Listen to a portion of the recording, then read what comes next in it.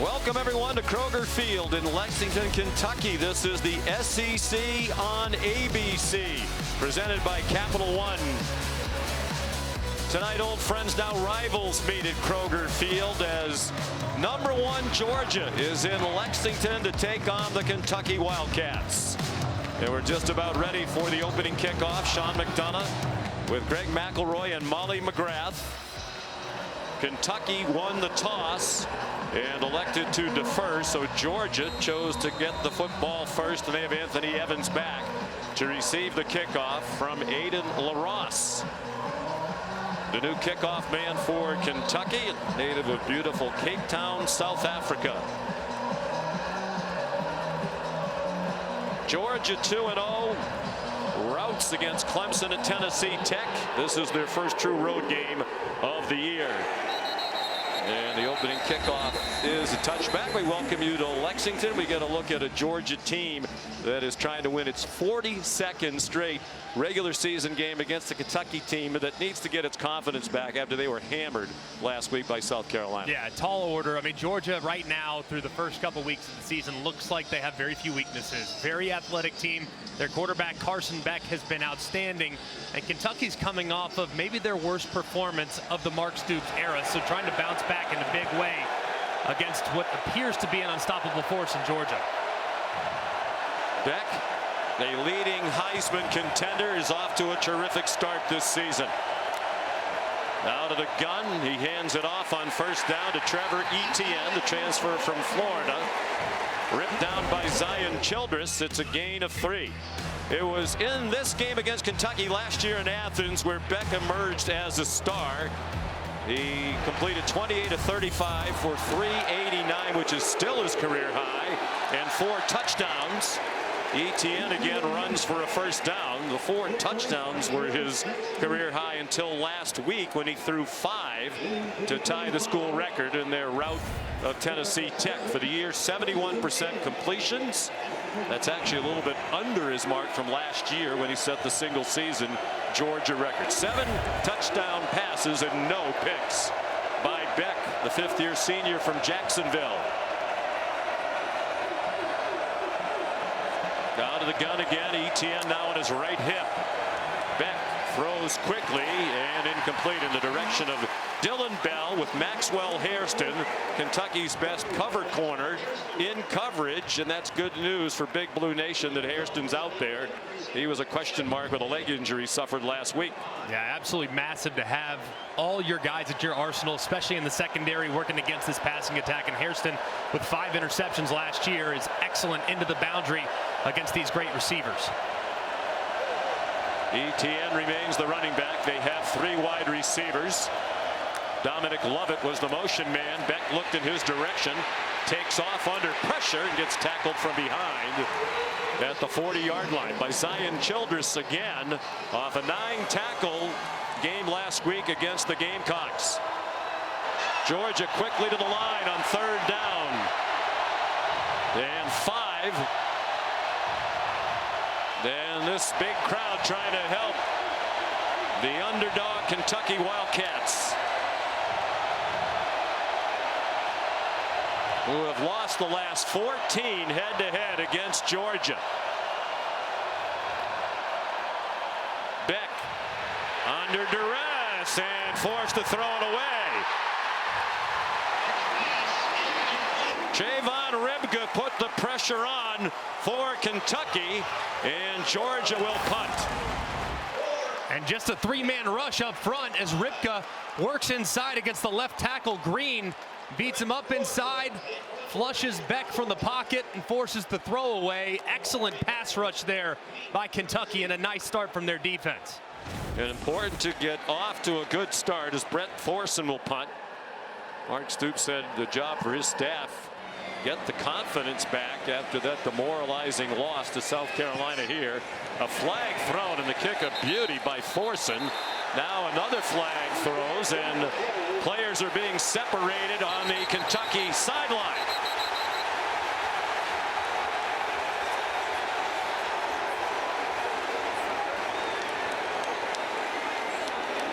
The punt went out of It started with Dominic Lovett, who's one of the great gunners for Georgia, and Nasir Addison, and it escalated from there. Georgia had not had a punt return this year or all of last year, in large part because Lovett and Arian Smith are outstanding gunners who get quickly down the field. It was a 57-yard punt that went out of bounds inside the 10, but now Kyle Olson and his crew will have to sort this out.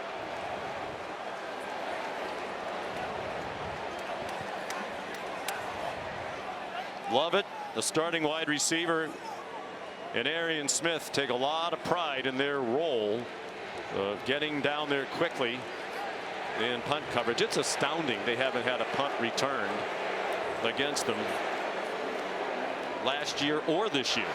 There are multiple fouls on the play, both by the receiving team. During the kick, holding, receiving team, number 21. That's half the distance to the goal from the end of the kick. After the play, unsportsmanlike contact, receiving team, number 99. Half the distance to the goal. That is number 99's first unsportsmanlike foul of the game. First down, Kentucky. And Mark Stoops doesn't like the explanation. And Lovett working over here on the right-hand side as the gunner. And number 21, Addison, just grabbing up and around that jersey in the back. No Clearly question about that call. Very obvious, and a retaliation a little bit from Lovett as he slams Addison down right on the Kentucky sideline. A lot of Wildcats coming to their teammates' defense there.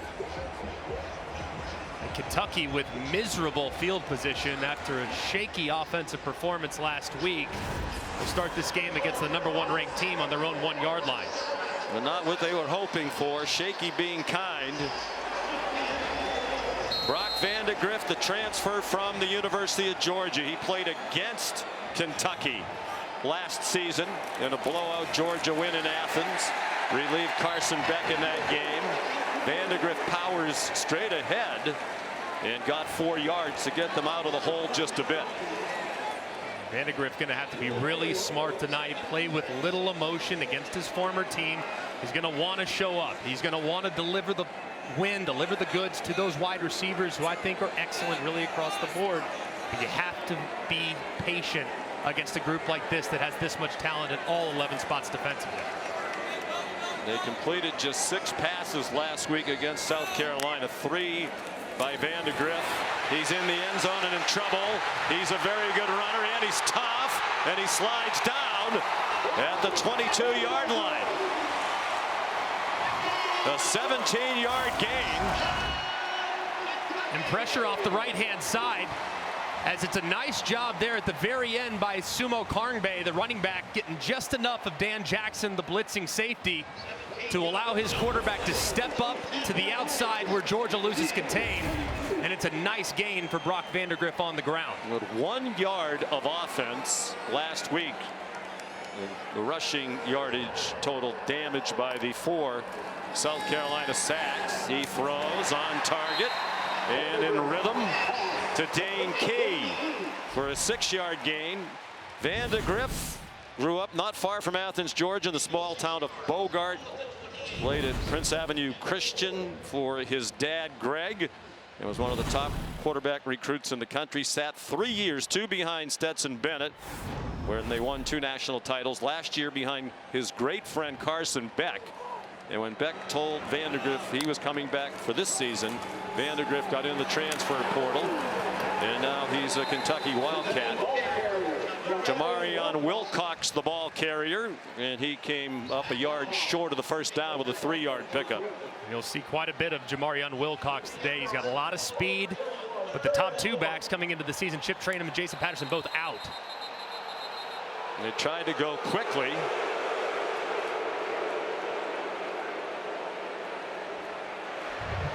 The offense substitute on the play. The defense must be given an opportunity to sub as well.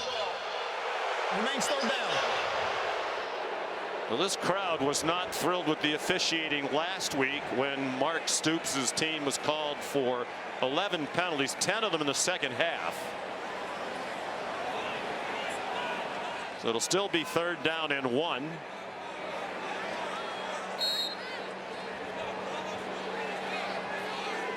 Those are the numbers from a week ago. A lot of self-inflicted mistakes. The biggest problem last week was they just couldn't pass block for Brock Vandegrift. Play fake on 3rd down and 1.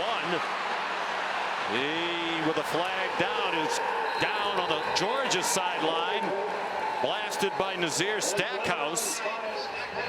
But there are flags down, thrown in the defensive backfield by the back judge, Chris Bukowski. Prior to the pass, holding, defense, number 10. 10-yard penalty from the previous spot, automatic, first down. Damon Wilson called for the penalty. And that gives Kentucky a first down at their own 41-yard line. Just a big penalty there and a huge call. It looked like a broken play. Vandegrift had a couple receivers open, but did look like on a mesh concept. Wilson grabbed a jersey, and it results in an easy first down for the Wildcats. Interesting, they went to a pass play on 3rd down and 1, but the penalty gives them the conversion. Here's Demi Sumo Karnbay, who'll be their featured running back, and he's dropped by Damon Wilson for a 1-yard loss. So important for Kentucky to get the run game going tonight for Bush Hamdan, the offensive coordinator. They had it going a little bit last week, but was forced to get out of it as a result of the way that game kind of went. It got away from them late, but they felt like they had it going a little bit early going, but just not good in pass pro. They want to establish the run and then take some deep shots through their play action pass game.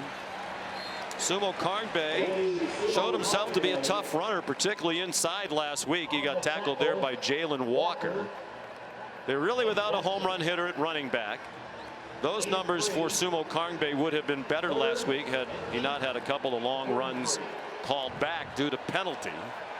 They're waiting for the return to health of Chip Trainum, the transfer from Ohio State, who's out with a broken hand and likely out for at least a few more weeks. He'll be their #1 running back when healthy. So they have to do it in bits and pieces on the ground. Vandegrift, far sideline, caught. Dane Key again. First down into Georgia territory at the 47-yard line. This looks nothing like the Kentucky team they saw a week ago. And man coverage working against one of the best safeties in America, Malachi Starks. The timing on the throw from Brock Vandegrift was off the charts good. He's able to anticipate that throw. As a result, Malachi Starks could not recover once the initial separation was made, and an excellent conversion. Mark Stoops said job one, bring the confidence level back up. This looks like a confident football team to start the game. Raylan Wilson dropped Sumo Karnbay at the line of scrimmage.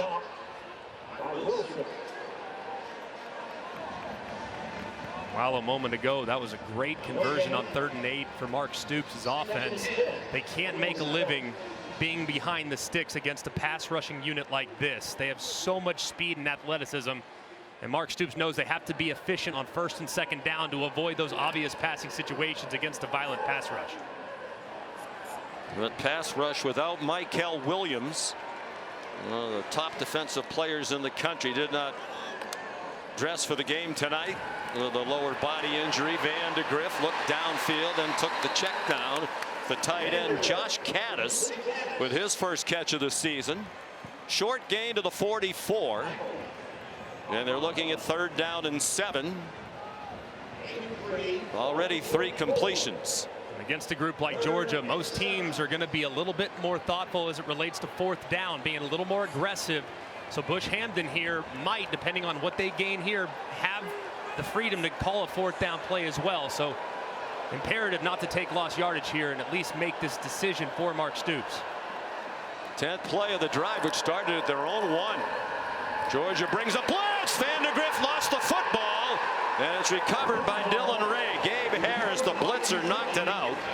And Dylan Ray, who's starting at left guard tonight for the injured Jagger Burton, recovered the fumble. And they just bring a pressure where they cross-face the left guard, Dylan Ray, who's filling in for the injured Jagger Burton like you referenced, and he just can't stay engaged. Vandegrift tries to get rid of the football, but loses it as he tries to avoid the rush. Got to be smart and keep two hands on the football, or else that could have gone the other way. Wilson buried a punt.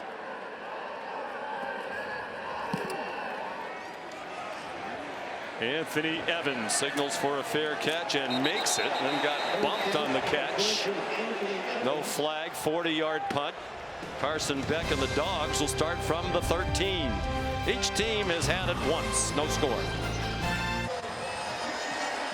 An emotional night for Kentucky linebacker Jamon Dumas-Johnson and quarterback Brock Vandegrift taking on their former team for the very first time. And during warmups, Dumas-Johnson took the field. He immediately ran to Georgia's sideline, hugged seemingly every member of their staff, a bunch of their coaches and defensive players, while Vandegrift took a different approach, avoiding distractions, not saying hi to anyone in Georgia Red. He was locked in, but Vandegrift still friends with a lot of the former teammates. He and Carson Beck talk almost every day.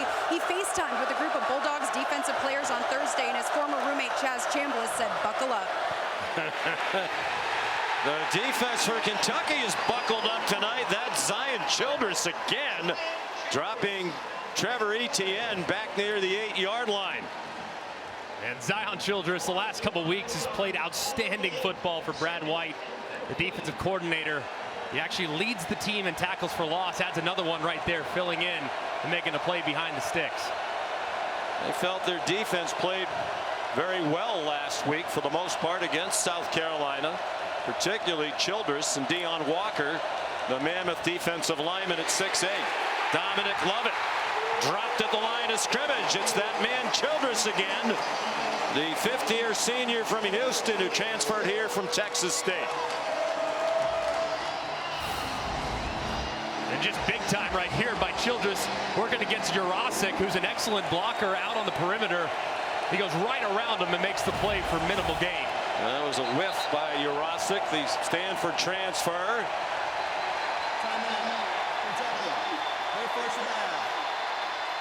This crowd is into it. Much better start than many would have anticipated here in Lexington. Capital One card holders can get their own rewarding performance when they redeem their credit card rewards for tickets to exclusive events and experiences on Capital One Entertainment. Scan the code on your screen to learn more. Capital One, what's in your wallet? Sun setting on a gorgeous day here in the Commonwealth of Kentucky. Still 80 degrees. Light breeze, beautiful night to be in the Taco Bell Live Ma student section all season long. Students around the country competing to be the Taco Bell Live Ma student section of the year. Download the Taco Bell app to learn more. This crowd fully engaged after the timeout. Georgia looking at 3rd down and 15 from its own 8-yard line. Carson Beck is 1 for 3 for 0 yards passing. Trevor Etienne, the running back, on his left hip.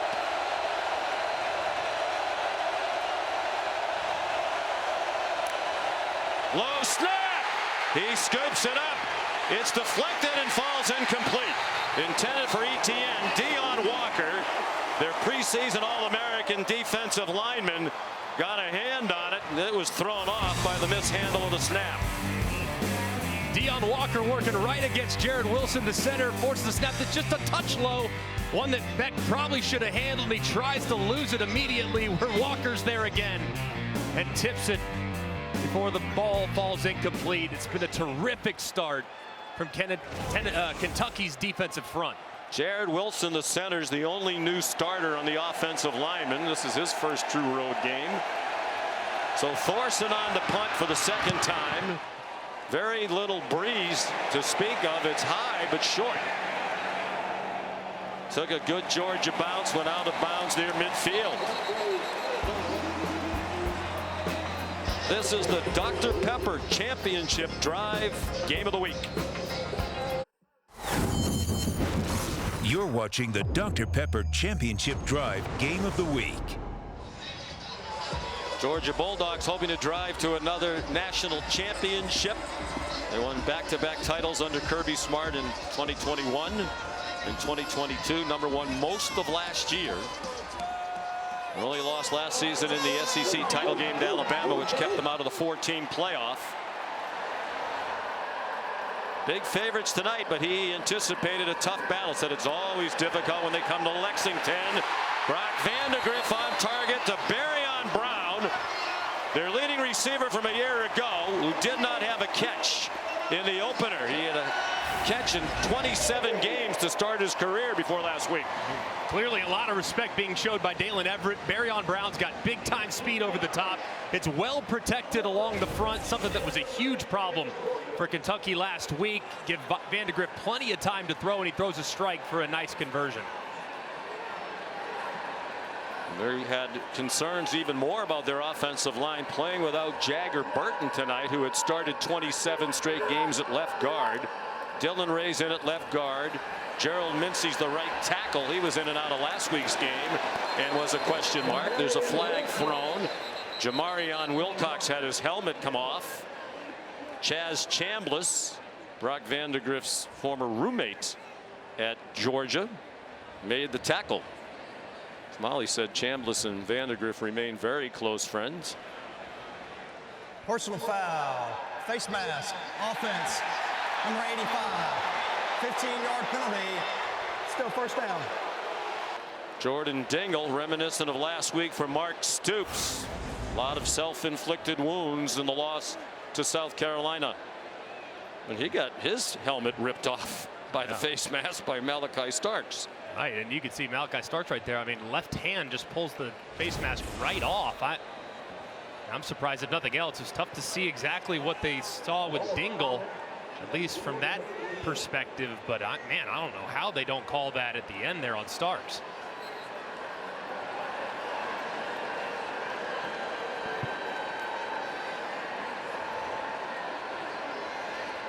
That was clear as could be. Play fake to Sumo Karngbe, and a short reception for Jamori Macklin, the transfer from North Texas, for a 5-yard gain. Looking at, there it is, as you can see, Dingle working against Chambliss with that left hand up in the face mask. That was a good call, but one missed on the end of the play that would have resulted in offsetting. So a bad break there from Kentucky. Looking at 2nd down and 20. Jamarion Wilcox in the pistol. They're without Jason Patterson, their true freshman, played last week. He was injured against the Gamecocks. Deflected and intercepted, but out of bounds. Off the hands of Barryon Brown. Dalen Everett snatched it out of the air, but he was ruled to be out of bounds on the Kentucky sideline. Man, it was a well-thrown ball there by Vandegrift. Had to get it up and over a Georgia defender. Everett trying to maintain concentration. Ball still moving there, though, when that right foot goes out of bounds and drops. Were a huge problem for Kentucky last year. It's been a little better this season, but right there, almost a critical error. 5 out of 6 is Vandegrift. That was his first incomplete pass. He didn't complete a pass after the midpoint of the first quarter last week. 3rd down and 20. Design run for Vandegrift following Sumo Karngbe, perhaps hoping to get into field goal range. Alex Rayner's career long is 50. That's a 6-yard gain. This would be about 53 from here. And they are sending him out. It's actually, based on where the holder is about to spot the ball, going to be a 55-yard attempt for Rayner, one of the best kickers in the country. Over the last 3 seasons, the most accurate kicker in the country. Made 31 of his last 34. This would be a career long, and it is good from 55. Rayner was 1 for 5 in his career beyond 50 yards, but he had enough on that one to get Kentucky first on the board. Good snap, good hold, and Rayner drives this one a little bit lower than you would on most of his kicks, but you have to, and it sneaks inside the upright. Watching it all the way, and a great reaction there from Rayner. He started his career at Georgia Southern, 3 years there. Now in his second season here. He has 338 career points. That's second in all of college football among active players, behind only Jonah Dalmas of Boise State. He has 420 career points. Rayner's not going to catch him. Both of these teams have outstanding field goal kickers. And Kentucky first on the board. Georgia has still not given up a touchdown this season. They came into tonight not having allowed a touchdown in the last 3 games. Gave up just a field goal to Florida State in the Capital One Orange Bowl, a field goal to Clemson this season in the opener at Atlanta, and a field goal on the last play of the game in a 48-3 win in Athens last week against Tennessee Tech. And that 55-yard field goal is the longest in Kentucky history, surpassing a 54-yarder by Austin McGinnis in 2014. End over end, the Aiden LaRosse kickoff, and Anthony Evans let it go over his head. Here's Molly. Well, Sean, former Bulldog and Kentucky linebacker Jamon Dumas-Johnson told us the key against a team like Georgia is to jump on them early and shock them, because they're not used to being punched first. Georgia is always the bully, but this Kentucky team, emotional and energized. Dumas-Johnson telling his teammates on the sideline, keep striking them in the mouth, don't let up, we have to ride this momentum. And guys, this is a different Kentucky team than the one that we saw just last week. Yeah, that was the key, said Jamon Dumas-Johnson. They needed to be physical, and so far they have been. Nothing like the start Beck had against Kentucky last year. Well, he completed his first 13 passes. He's 1 for 4 tonight. Takes the check down to Arian Smith. And the speedy wide receiver got across the 30-yard line. Run down by J.Q. Hardaway. The biggest keys when playing against Georgia is you have to match their physicality, which is so hard for most teams to do. Kentucky won't have a problem with that. This is a tough football team. Now, how do they match up athletically? Last year, Georgia made it a track meet. It was a real problem for Kentucky, but so far, their defense especially, they've gotten some pressure on Carson Beck, making them uncomfortable. Quick hitter on the ground for Trevor Etienne. And he's ahead for a first down. Pass play to Smith got 7. We're down to 2 minutes to go in the first quarter. Last year in Athens, Kentucky went there 5-0, giving up 15 points per game, albeit against a weak schedule. And Georgia just put it on them. One of those nights when everything went right. Trevor Etienne in trouble behind the line of scrimmage, and did well to get back to the line. Deion Walker there to help Keyshawn Silver in the middle of that defensive line after Zion Childress couldn't get Etienne on the ground. It's going to be a terrific matchup all night long. It's this offensive line for Georgia, not just in pass protection, but their ability to impose their will at the line of scrimmage and recreate and dent that defensive line is something that they've done forever. But this defensive line in particular, extremely big, headlined by Deion Walker there in the middle at 350 pounds.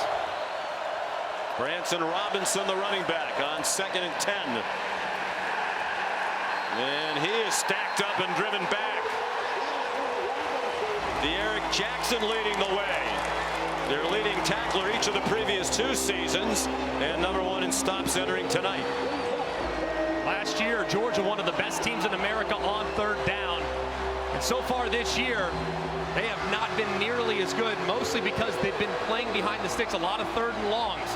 We've seen Brad White rush 3 and drop 8 already today. They've brought a little pressure. Let's see what he opts to do here. Looks like a pressure look with man behind it from Kentucky in the pre-snap lineup. Georgia was 55% on 3rd down last year. Well below that, as Greg said. And they're not going to convert that 3rd down. Colby Young The transfer from Miami did all he could to lunge for the marker and didn't get there. He did get 7, stopped by J.Q. Hardaway and Jordan Lovett.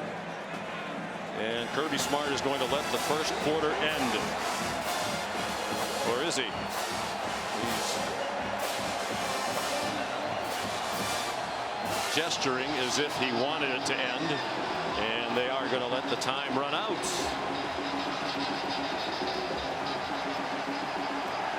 Well, Kentucky more than a 3-touchdown underdog. Leads 3-0 after 1. ESPN's presentation of college football on ABC will return after this message and a word from our ABC stations. Coach, you told us you wanted to see confidence and physicality early. How do you continue this momentum? Oh, we're starting well. I mean, obviously, it's going to be a long game. It's a very good team. I like the way we came out and are playing and competing hard and fighting. We just got to be smart. Thank you, Coach. Thank you. He said his job and his staff's get the confidence level up. They've come out like a confident team after the drubbing here last week. Up 3-0. It looks like Georgia is going to go for 4th and 1 from its own 47 on the first play of the second quarter. I like this move for Georgia. And Kentucky jumped off sides in a 4th and 1 last week against South Carolina. That kind of broke their backs. Let's see if Georgia at least tries to go hard count. Trevor Etienne, the running back. Arian Smith goes in motion. Will they snap it? Oscar Delp, the tight end, shifts to the left. Beck gesturing like he isn't going to snap it. And this time Kentucky disciplined.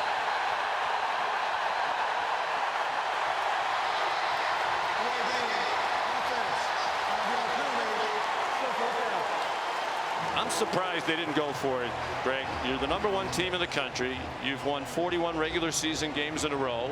You're on your heels a bit. You know, here's a chance perhaps to take momentum away from this Kentucky team and this crowd. Yeah, I don't have a problem with it at all when you have the superior roster. If you can run the ball with efficiency, which they have at times in this game, but field position game, they probably believe that they can probably get things sorted out with how Kentucky played last week offensively, and they're just running hot right now. Team that really struggled last week. Brett Thorson punts for the 3rd time. And it goes in the end zone. Georgia punted once against Kentucky in their 51-13 win last year in Athens. Next week, more primetime SEC action on ABC. What a matchup. Number 7, Tennessee against 15th ranked Oklahoma. Presented by Capital One. Tennessee's playing Kent State tonight, leading 23-0. And Oklahoma beat Tulane today to go to 3-0. Georgia has won 10 straight games when trailing after the first quarter. It doesn't happen often. And they're 32 yards in the first quarter, their fewest in an opening 15 minutes since 2019, when they had 11 yards of offense against Texas A&M. It's been a really good performance by Kentucky defensively, just mixing their looks and making Carson Beck a little uncomfortable. Pretty solid offensively as well. Nothing flashy. They get it to Barryon Brown. And the junior from Nashville ducked down at the 23, a gain of 3. Jonel Aguero on the stop for the Georgia defense. It obviously starts up front for Kentucky. I mean, you have to be able to protect your quarterback, but I think Bush Hamden, the offensive coordinator, has done a good job of mixing up the looks offensively too. Some runs inside, some runs outside, some quick throws, and then a couple deep play action shots as well to keep Georgia guessing. The pistol, Demi Sumo Karnbay, transfer from NC State. Across the 25, Jonel Aguero in on the stop again. He missed the opener against Clemson and returned last week in the win against Tennessee Tech. 3rd down and 4.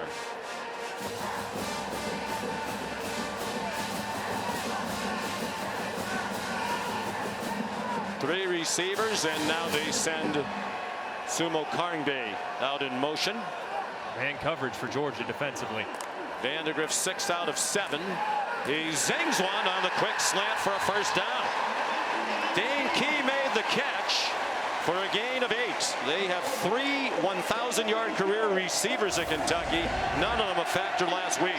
And just a great job identifying man coverage with the running back left the backfield in motion, and the linebacker went with them. You knew that you had one-on-one. So go and find your most reliable target on the outside. That's Dane Key, who's big, physical, and did a great job setting up that slant route by being patient at the top of the stem.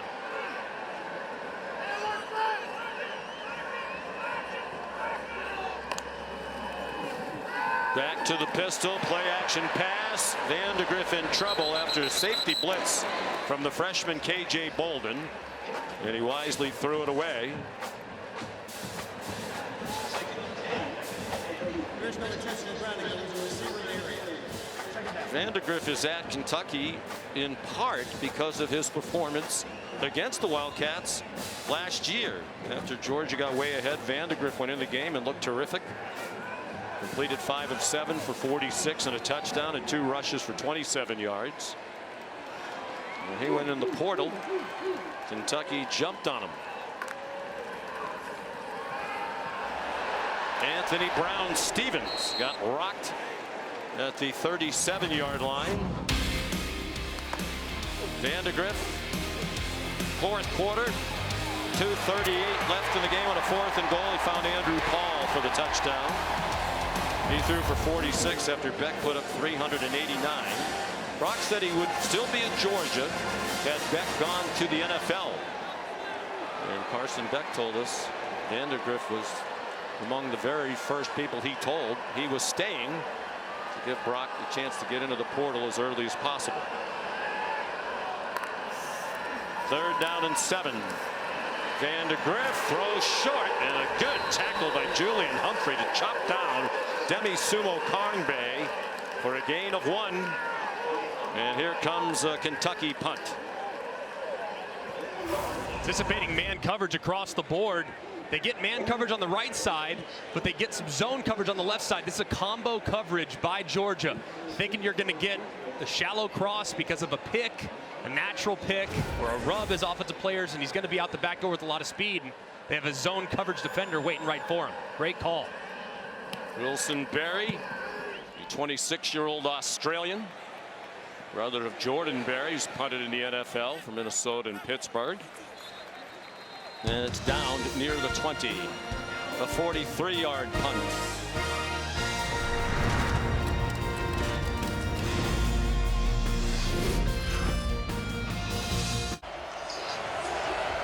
Greg McElroy ordering as we speak. Georgia just 32 yards of offense. 3.5 minutes into the second quarter. Carson Beck.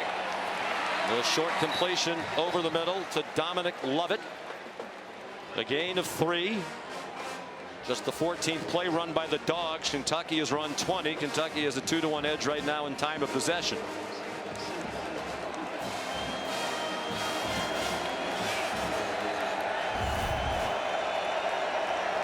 There are the numbers we just referenced. Carson Beck's 4 out of 7, but just 17 yards passing.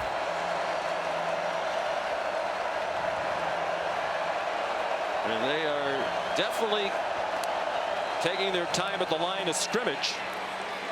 Trevor Etienne, tackled by De'Eric Jackson.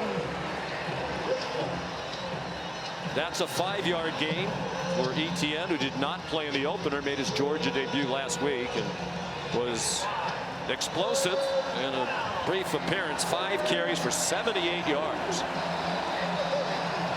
Georgia's 0 for 3 on 3rd down.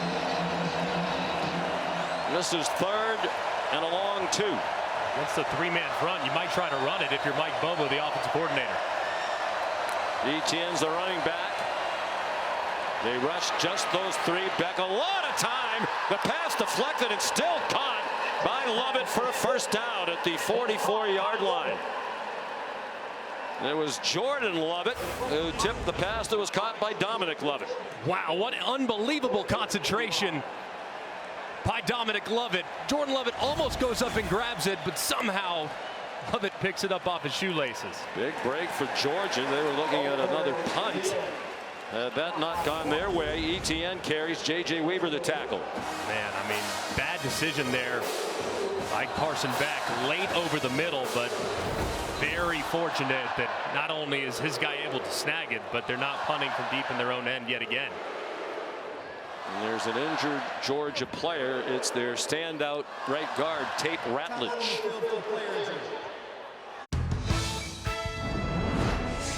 Saturday Night Football is presented by Capital One. What's in your wallet? And in part by Taco Bell. During the break between the first and second quarter, Tim Couch, on his way to the College Football Hall of Fame, saluted by the crowd here, received his framed acknowledgement from Matt Sign of the National Football Foundation and College Football Hall of Fame. What a great quarterback he was.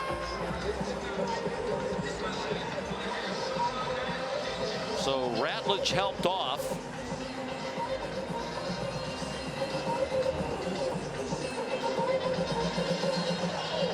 And that's a big loss if he can't return. He's a preseason All-American by the Associated Press. He has started 31 games in a row. Micah Morris and Dylan Fairchild are now the guards. Morris had been rotating in with Fairchild at the left guard. Now it looks like he'll be the right guard.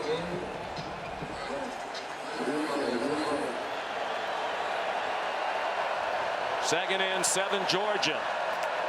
They haven't run a play in Kentucky territory yet. ETN won't get to Cat territory as he swung down at the line of scrimmage by Davron Rayner, a linebacker who rotates in, transfer from Northern Illinois. Third down and 7. The Dogs 1 out of 4 on third down. ETN, the running back. 4 receivers for Carson Beck. Heavy man tendencies here from defensive coordinator Brad White. They're a zone team, but on 3rd and 7+ is when you start to see a lot of man coverage from the Cats. They very rarely blitz. They bring pressure at Beck, and the throw's incomplete. Pops up in the air. Zion Childress down the sideline. Touchdown, Kentucky.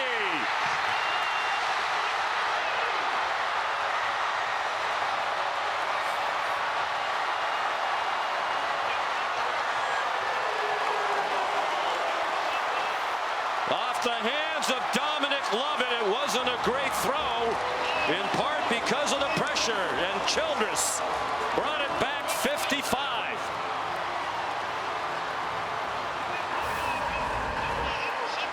They'll definitely take a look at this as it's going to the ground. Does the ball hit the ground before it's popped up into the air and to the awaiting arms of Childress? It does look like initially that ball does hit the ground. As Lovett's going for it. He made such a great catch a moment ago at his shoelaces. This one's off the mark, and to me, of course, has to be indisputable video evidence beyond all doubt to overturn, but it certainly looks like the ball hits the ground and then pops up into the air. So I would not be that surprised if this thing's ruled incomplete. But what a huge play. From the ESPN Pylon Cam, brought to you by Progressive. And let's bring in Matt Austin, our rules expert. Matt, what do you see here? Well, this is going to be an interesting call for the replay booth, because if the receiver had maintained control of this ball, would they have called it a catch? He looked like he had firm control. The ball's allowed to hit the ground as long as it doesn't move. Doesn't look like it moved until the receiver rolled over. Then it popped up. So that's a big decision for the replay booth. Matt, is it a situation where there might just not be enough video evidence to overturn? That's always true too, but like you said, the ball did touch the ground. Did he have control? The only person that really knows is the receiver. I guess the question I would ask them, Matt, is it possible that they ruled this a catch and then he's down and the ball came out after he's down? It would be a completed pass for Georgia. That's always a possibility if they say he had firm control, but then again, the argument is how firm could it be if the ball popped out so easy?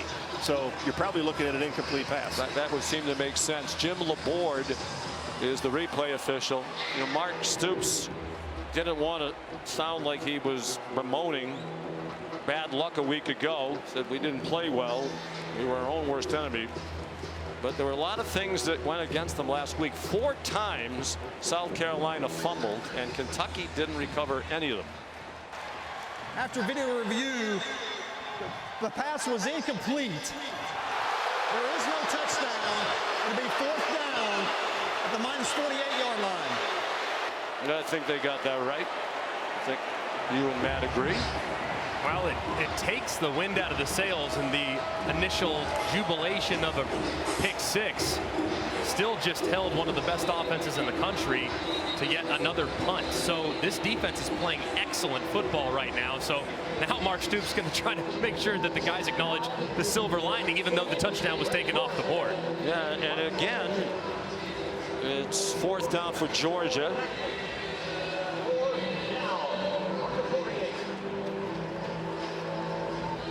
Fourth and 7. Jamori Macklin back for the punt.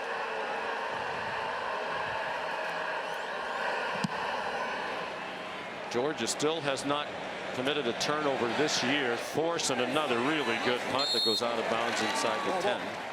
Brad White said Kentucky really needs 2 takeaways if they can get them on defense tonight to help their cause. Kick off your Week 2 NFL Sunday at 10 a.m. with the Countdown crew on ESPN and the app. They'll have the early breaking stories, injury updates, previews of each game right up to kickoff, and then Week 2 of Monday Night Football on ESPN, ESPN Deportes, and ESPN Plus. The Atlanta Falcons against the Philadelphia Eagles with Peyton and Eli on ESPN2. Scott Van Pelt and the Monday Night Countdown crew get you started at 6 p.m. Tate Ratledge going into the medical tent on the Georgia sideline. I hate to see that. A guy that's had some ups and downs in his career, been there a long time, and has had some injury woes. So hate that he's on the card now going to get evaluated. Play fake by Brock Vandegrift out of the end zone. Incomplete over the head of Anthony Brown-Stevens with Jonel Aguero in coverage. It's just amazing the night and day difference that we're seeing from Kentucky's offensive line. I mean, last week just constant penetration, constant pressure, and now holding up against a defensive front that is outstanding, even without 2 of their best players in Brinson and Michael Williams, who are unavailable tonight.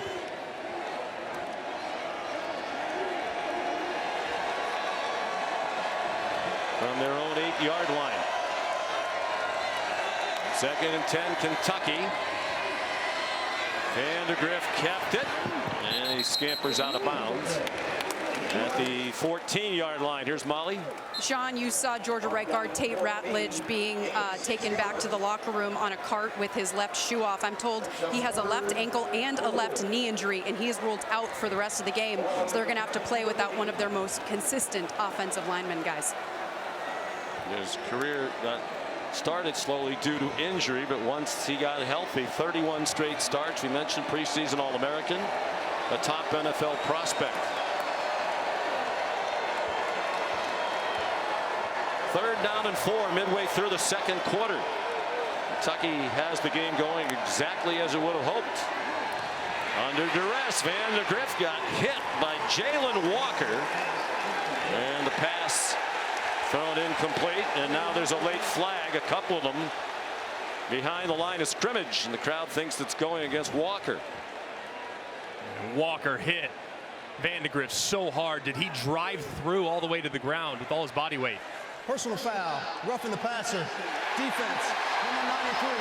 They're driving the quarterback into the ground. 15-yard penalty, automatic, 1st down. Called on Ty Ingram Dawkins, getting the start in the absence of Michael Williams tonight. And it's just so unfortunate for a defender. You make a great play. Man, I mean, he definitely drove the quarterback to the ground, but I don't know what you can ask. I mean, he doesn't do anything unnecessary. They he got wraps the wrong up. guy as well. Definitely. It's Walker who the penalty was on, but man, that just didn't seem too egregious on the hit on Vandegrift.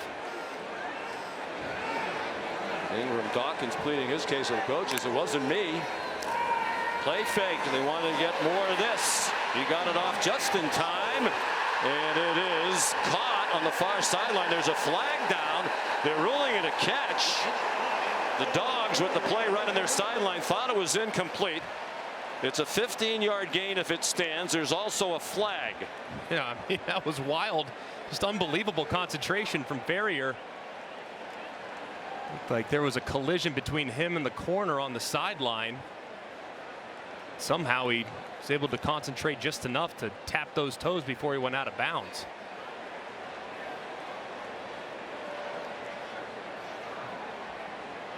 Kyle Olson having a long conversation with his crew. Ferrier's a transfer from UAB. He played 3 years, his first year here at Kentucky.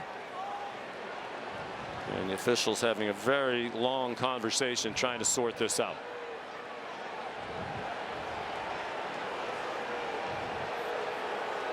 And the fans starting to boo.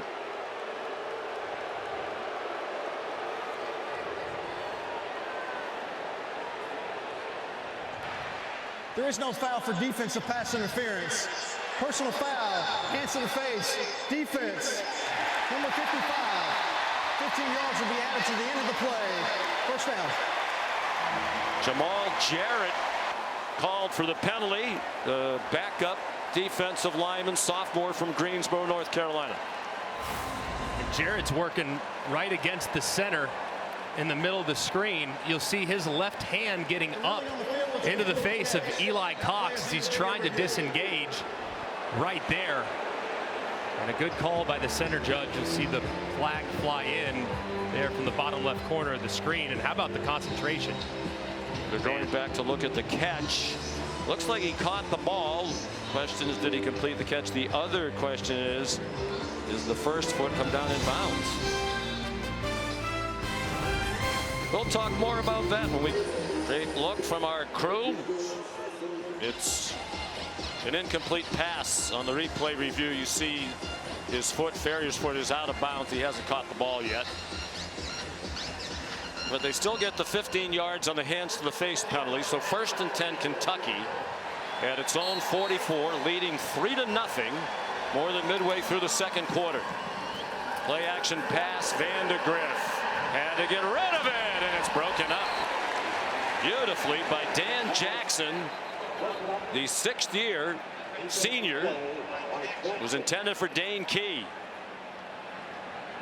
That ball was in the air for a long time on the over route. It was a great break by Jackson and well defended. And it looks like a guy, offensive lineman for Kentucky, the right tackle Gerald Mincy, is going to have to come out of this play because his helmet was off a moment ago. So let's see if they attack the backup, Malachi Wood. In at right tackle, redshirt freshman who has played in the first 2 games in a backup role. 2nd and 10. Vandegrift kept it. They faked the jet sweep to Ferrier. He got dumped by Ty Ingram Dawkins. We talked to Bush Hamden about Michael Williams not playing tonight for Georgia. He said, I don't see much drop off when I watch number 93. He's really come on here. Been in the system for a few years. There's so many guys on this Georgia defensive line that can take over the game. But here in a 3rd and long situation, my eyes always seem to go towards number 11, Jalen Walker. He's lined up here at the top, and he is a handful off the edge. Had 5 sacks last year to lead their team. Vandegrift found some running room, has the first down, and then slides down to the Georgia 43.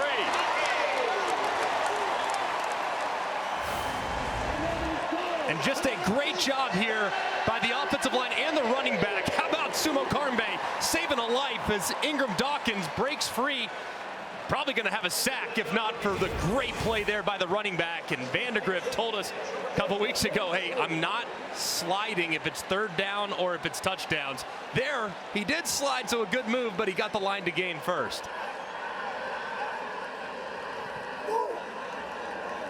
15-yard gain.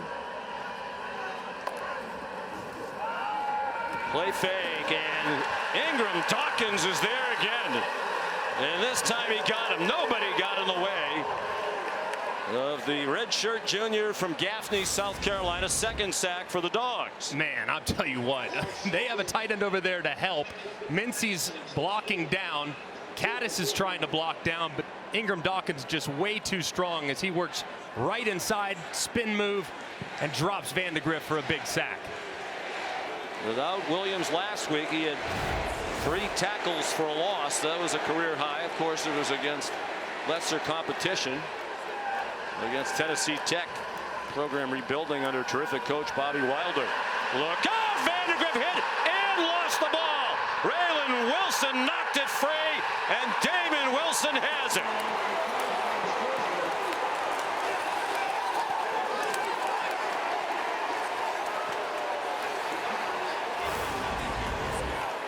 And you'll see right here, Wilson taking off, sees it initially.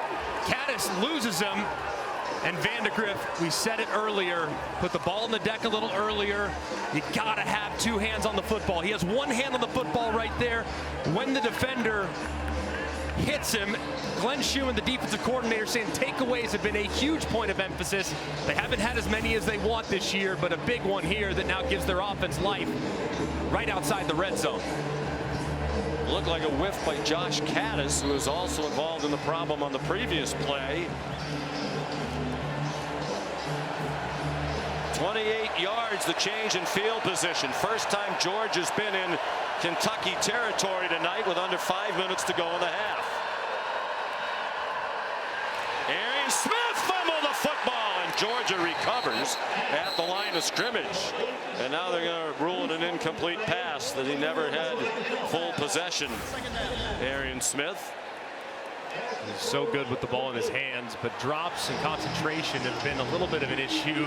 Like never really got the ball into his body.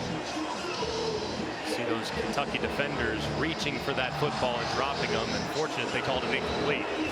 Ryan Childress broke it up. Georgia just 58 yards of offense. Kirby Smart said we've struggled in recent years in our SEC road opener. Last year at Auburn, it took them a long time to get control of the game. Really just pulled away late. ETN rumbles down to the 16. A couple of years ago out of Missouri, very early. The SEC schedule on the road. That one went all the way down to the wire.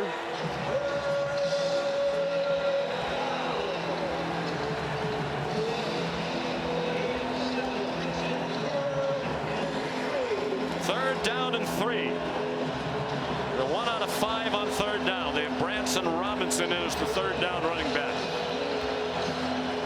Looks like pressure here being called from Kentucky. You might have a one-on-one down here at the bottom of your screen. Let's see if they work it to Colby Young. Big target in the red zone. They go to the other side. It's broken up. Trying to jam it into Oscar Delp. He was crowded by a couple of defenders, including De'Aaron Jackson and the former Bulldog, Jamon Dumas-Johnson. Just great job of disguising there. It looked like there were a bunch of defenders to the right-hand side, which is a quarterback. You're kind of thinking, why are there so many guys in gray jerseys to the right-hand side? I'm thinking maybe there's pressure coming. Maybe there's a blitz coming. Maybe they're going to roll down. Instead, they drop back out into a cover 2 look, forces the underneath, and they break on the play for the incompletion. Hayden Woodring, the sophomore, trying to tie it with a 34-yard field goal. Carson Beck is the holder.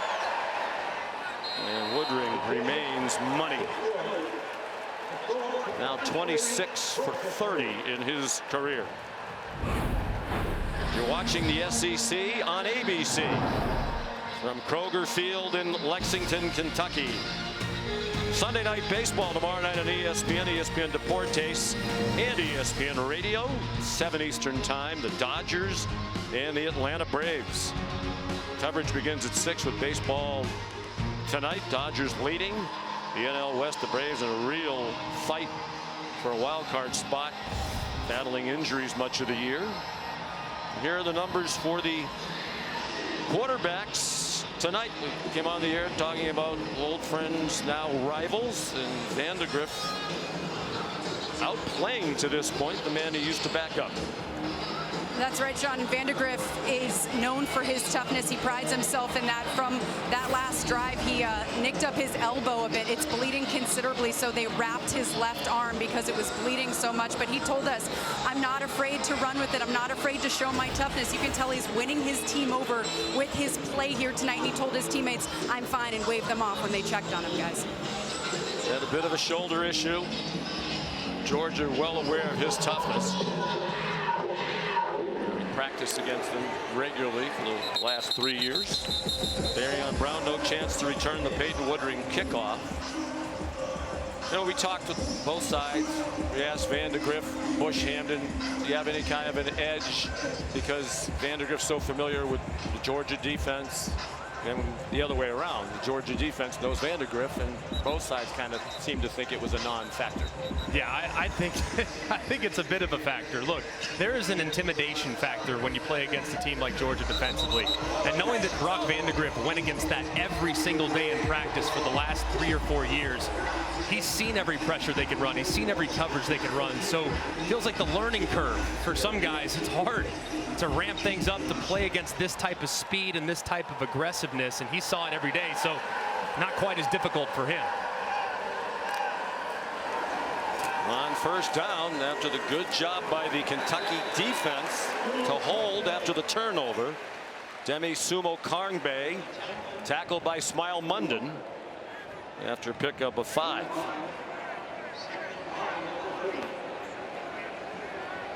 Smile Munden, one of the stalwarts on the Georgia defense. He and Jamon Dumas-Johnson remain very close friends. They talk just about every day.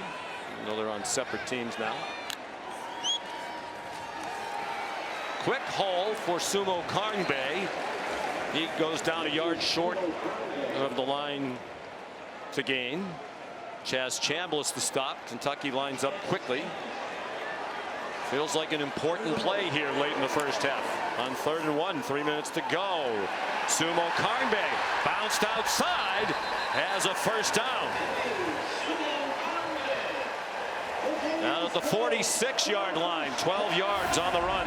And they've hit it up inside many, many times, but this time Ingram Dawkins tries to take a peek inside, and as a result, he loses contain. And Demi Sumo Karngbe is out to the edge. Time and time again, stay patient. Georgia that time peeking inside, and it led to a big run. That was Trevor Etienne, the Georgia running back, going to the dressing room. 2.5 to go in the half. 3 timeouts for Georgia, 2 for Kentucky. Another fumble. Ellis Robinson, the true freshman, blasted it out of the arms of Jordan Dingle. Everett who blasted it. And Dingle recovered the fumble. Just a perfect hit there by Everett, who puts his helmet shoulder right on the football. Boom. Right there and dislodged. And fortunate for Kentucky, the Dingle's waiting right there. This is the SEC on ABC, presented by Capital One. ESPN supports the College Football Playoff Foundation's Extra Yard for Teachers Week each year to celebrate great teachers across the country who have inspired so many of us. Nominate a great teacher in your community by visiting cfpfoundation.org. 2nd and 6 out of the 2-minute timeout for Brock Vandegrift and Kentucky in a 3-3 game. They're at midfield. Demi Sumo Karngbe trying to find some room, and he did well. The tackle knocked him forward. Close to the line to gain. The 5-yard gain, 3rd down and 1. And Demi Sumo Karngbe does a good job, man. I mean, very patient, not a home run hitter at running back, but extremely patient, has good vision, and is really decisive when he decides to go and put his foot down and accelerate. 4 out of 7 on 3rd down. Trying to take the clock all the way down and score as late as they can. First, they need the first down, and it looks like Sumo Karngbe has it. He does. We need to start being a little mindful of the clock. I mean, now approaching 80 seconds remaining. Need to have a little bit more urgency offensively so you can hang on to those timeouts. 1:20 to go. A lot of time given their field position. Fred Ferrier run the clock off the stop by Dalen Everett. They're now on field goal range after we saw the record-setting 55-yarder from Rayner in the first quarter. They do go quickly this time. Sumo Karngbe then bounced off the hit, got close to the first down again. Chaz Chambliss the stop. Have to be mindful here if you're Vandegrift. You cannot take a lost yardage play. Absolutely cannot, under any circumstances, to knock yourself out of field goal range. So here on 3rd and 1, assuming run, but after that, might get your first time out potentially. You got to be thinking no lost yardage plays from this point forward. Why did they stop the clock? The play clock is still running. The game clock is stopped. There's some type of issue with Christian Miller, number 52 for Georgia. They're allowing the defense to substitute, and the officials are going to confirm the game clock stopped. And now they've put the play clock back at 25.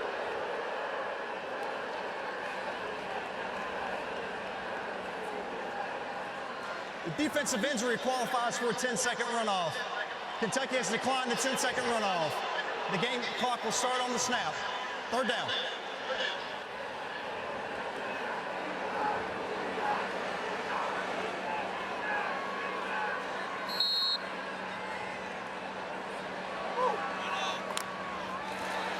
Sumo Karnbay, they fake it to him. Vandegrift lowers his head and has the first down and is fired up about it.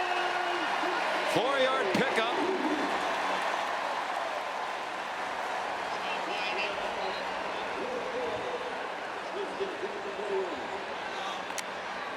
They go quickly, 30 seconds in the half. Vandegrift pressure from behind and from the front and throws it away. The pressure came from Ingram Dawkins, who's still face down on the turf, and from Chaz Chambliss. You hate to see that from Ingram Dawkins. Is off to such a tremendous start this season, which has Chambliss chasing as well, Brock Vandegrift's former roommate when he was at Georgia. Well, they tend to Ingram Dawkins. Let's check in with Kevin Nagandi. Sean, good evening. Ford halftime report minutes away. Booger McFarland, Kevin Nagandi in studio. And Quinn Ewers leads the Texas game with an injury. Arch Manning responds with 3 touchdowns. Highlights coming your way as well as Tennessee in action. Ole Miss, 3 points, 3 first downs. Yeah. What's going on with Georgia? This Kentucky defense, they're holding Georgia to 1 for 6 on 3rd down. Therefore, Georgia can't get any continuity. They got Carson Beck looking like an old Greg McElroy right now, and that's not Greg, good. I'm sorry. Greg, I did not know he was going to do that. Sean, take it away. That's how he's playing right now. Come on. I'd love to be compared to Carson Beck as a player. Big difference between his game and mine for sure. Number 1 ranked quarterback by many with an eye toward the next NFL draft. They're still tending to Ingram Dawkins. How do you play it here if you're Kentucky? You are in field goal range. You have 2 timeouts, but you've had a costly turnover. You've had a couple of near disasters. I would go max protection. So I would have 7 guys in protection, tight end and running back, because I'm anticipating that Georgia is going to blitz me. They're sitting there thinking, all right, we got to try and knock them out of field goal range. So they're going to blitz me just like they did on 1st and 10. I'm anticipating pressure. So I go max protection. I try to find a one-on-one. My preferred one-on-one target would be Barryon Brown. So if I like the matchup with Barryon Brown against a Georgia secondary defender, I'll take that shot. But cannot, under any circumstances right now, take a sack. That's the number 1 key. So Ingram Dawkins out. He's provided regular pressure on Vandegrift as 2 tackles, both for a loss. Here's Barryon Brown down here at the bottom of the screen. And they're tilting the coverage toward him, it seems. Sumo Karnbay, couple of nice spin moves. And he's within a yard of the first down. Will they hurry up? Or will they use a timeout? Surprised they're not taking timeout. Good decision. Timeout. Kentucky. They're second at the half. 20 seconds in lead. Well, maybe because last week was so rough on offense for Kentucky. They had only 183 yards of offense. They just couldn't pass block at all. You know, this seems like a terrific offensive performance. But you look at it, they only have the 3 points and they have 122 yards of offense. It really hasn't been a terrific performance, but they're doing the kinds of things they have to do to stay in the game and maybe pull off a big upset. They are. They're holding up along the lines of scrimmage. I mean, that's big. They've had some mistakes. It has been far from flawless by any stretch. But you have to be impressed with the challenge that was issued to the offensive line and how they've responded. They've been able to, at times, get the run game going a little bit. This drive has really been about Demi Sumo-Karngbe and what he can do in the run game. But the receivers have also made some plays. Haven't been many chances downfield, but they've had some decent opportunities in catch and run. So I think it's been a great plan for Bush Hamdan, the OC, to keep this defensive staff of Georgia off balance just a hair. And they're executing at a pretty high level. 65 yards for Georgia. Their fewest in the first half in 9 seasons under Kirby Smart is 105 at Auburn in 2017. They're probably not going to get the ball back to add to those 65 yards they have tonight. Sumo-Karngbe, the running back, on 3rd down and 1.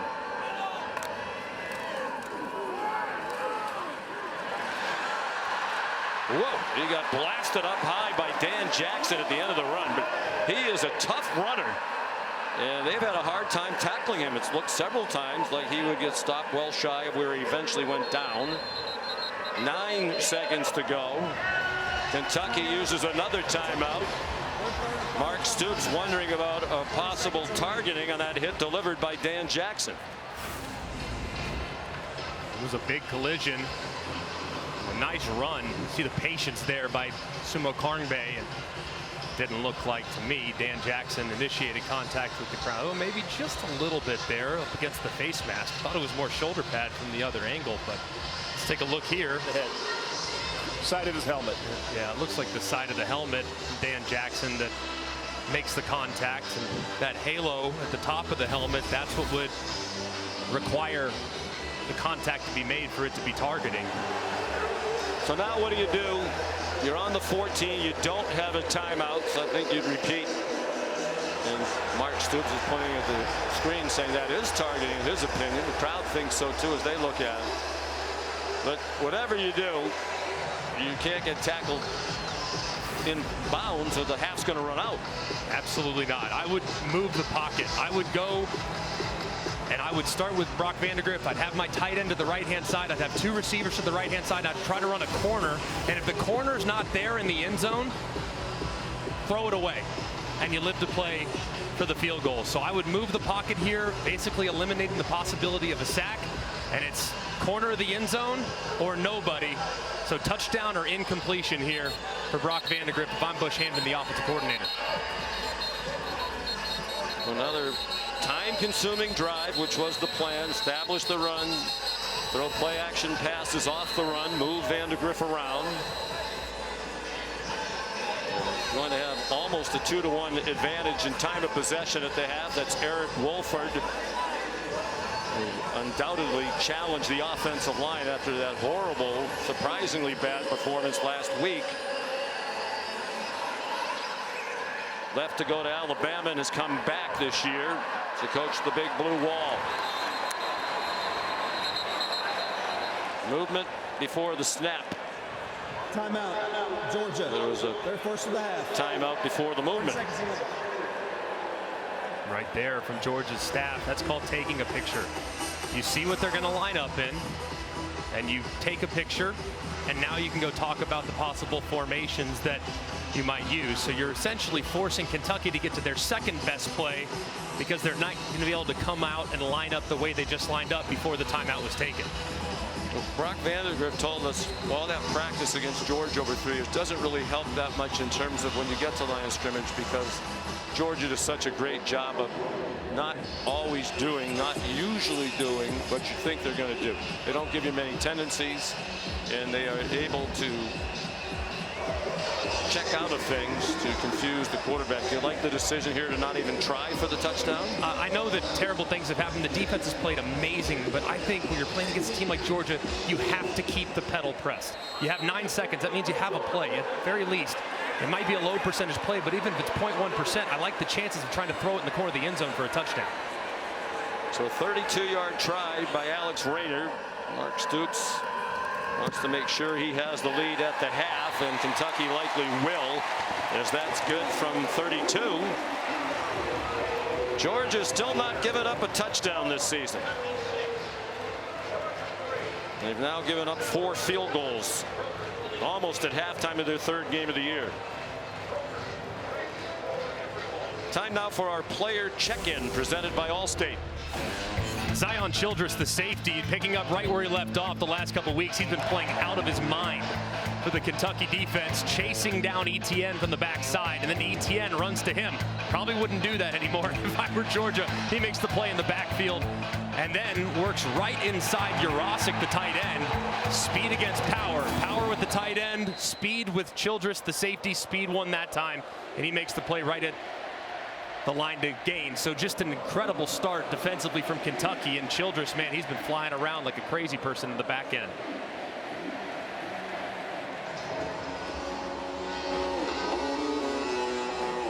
"65 yards of offense for the #1 team in the country." Zion Childress, big part of this defense.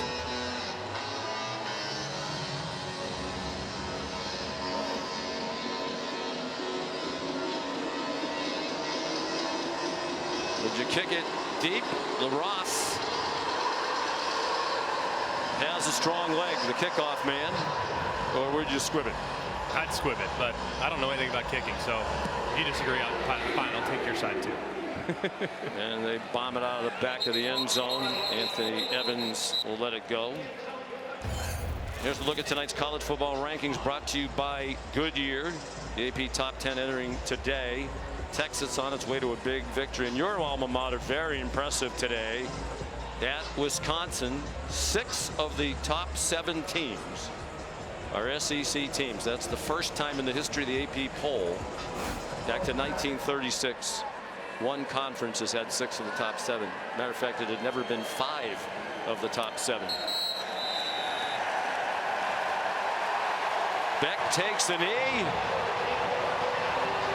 And Mark Stoops with a major job to do this week to bring his team off the mat after they were shocked by the lopsided loss to South Carolina here last week. That is in the distant past to the minds of his players now.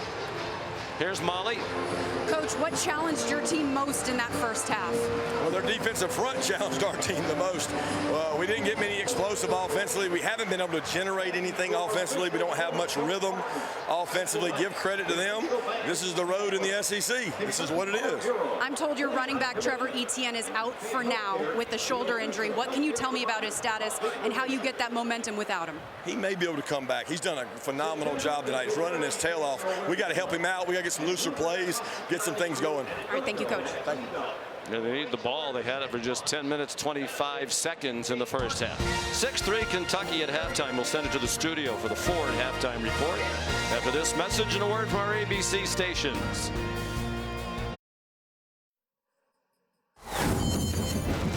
You're watching the Dr. Pepper Championship Drive Game of the Week. And this is the SEC on ABC.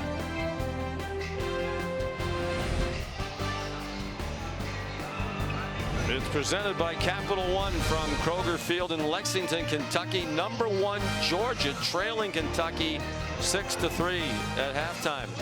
Sean McDonough and Greg McElroy, this is a big surprise to most, and the most surprising number of all when we take a look at the first half stats. 65 yards of offense for Georgia. They ran only 3 plays in Kentucky territory, and that was set up by the takeaway. They didn't drive into Kentucky territory once. What's going on here? It's really amazing to watch this Kentucky defensive line. It's the strength of their team.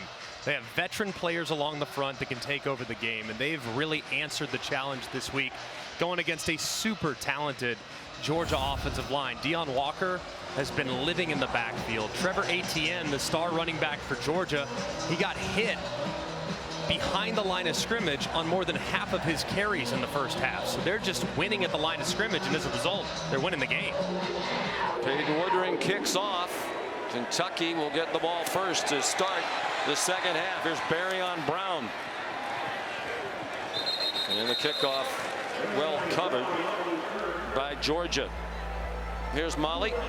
Well, Sean, Kentucky head coach Mark Stoops stressed the importance of riding this confidence and striking first in this second half. And he said earlier in the week, he showed his team clips from the Georgia game against Clemson, week 1, when Georgia came out of halftime, got hot, and took over the game. He reminded them of that at halftime, and he said we need to play with discipline and toughness. And he pointed out no one is playing tougher than their quarterback, Brock Vandagriff. He said we are finally giving him a chance, and he's delivering for us, guys.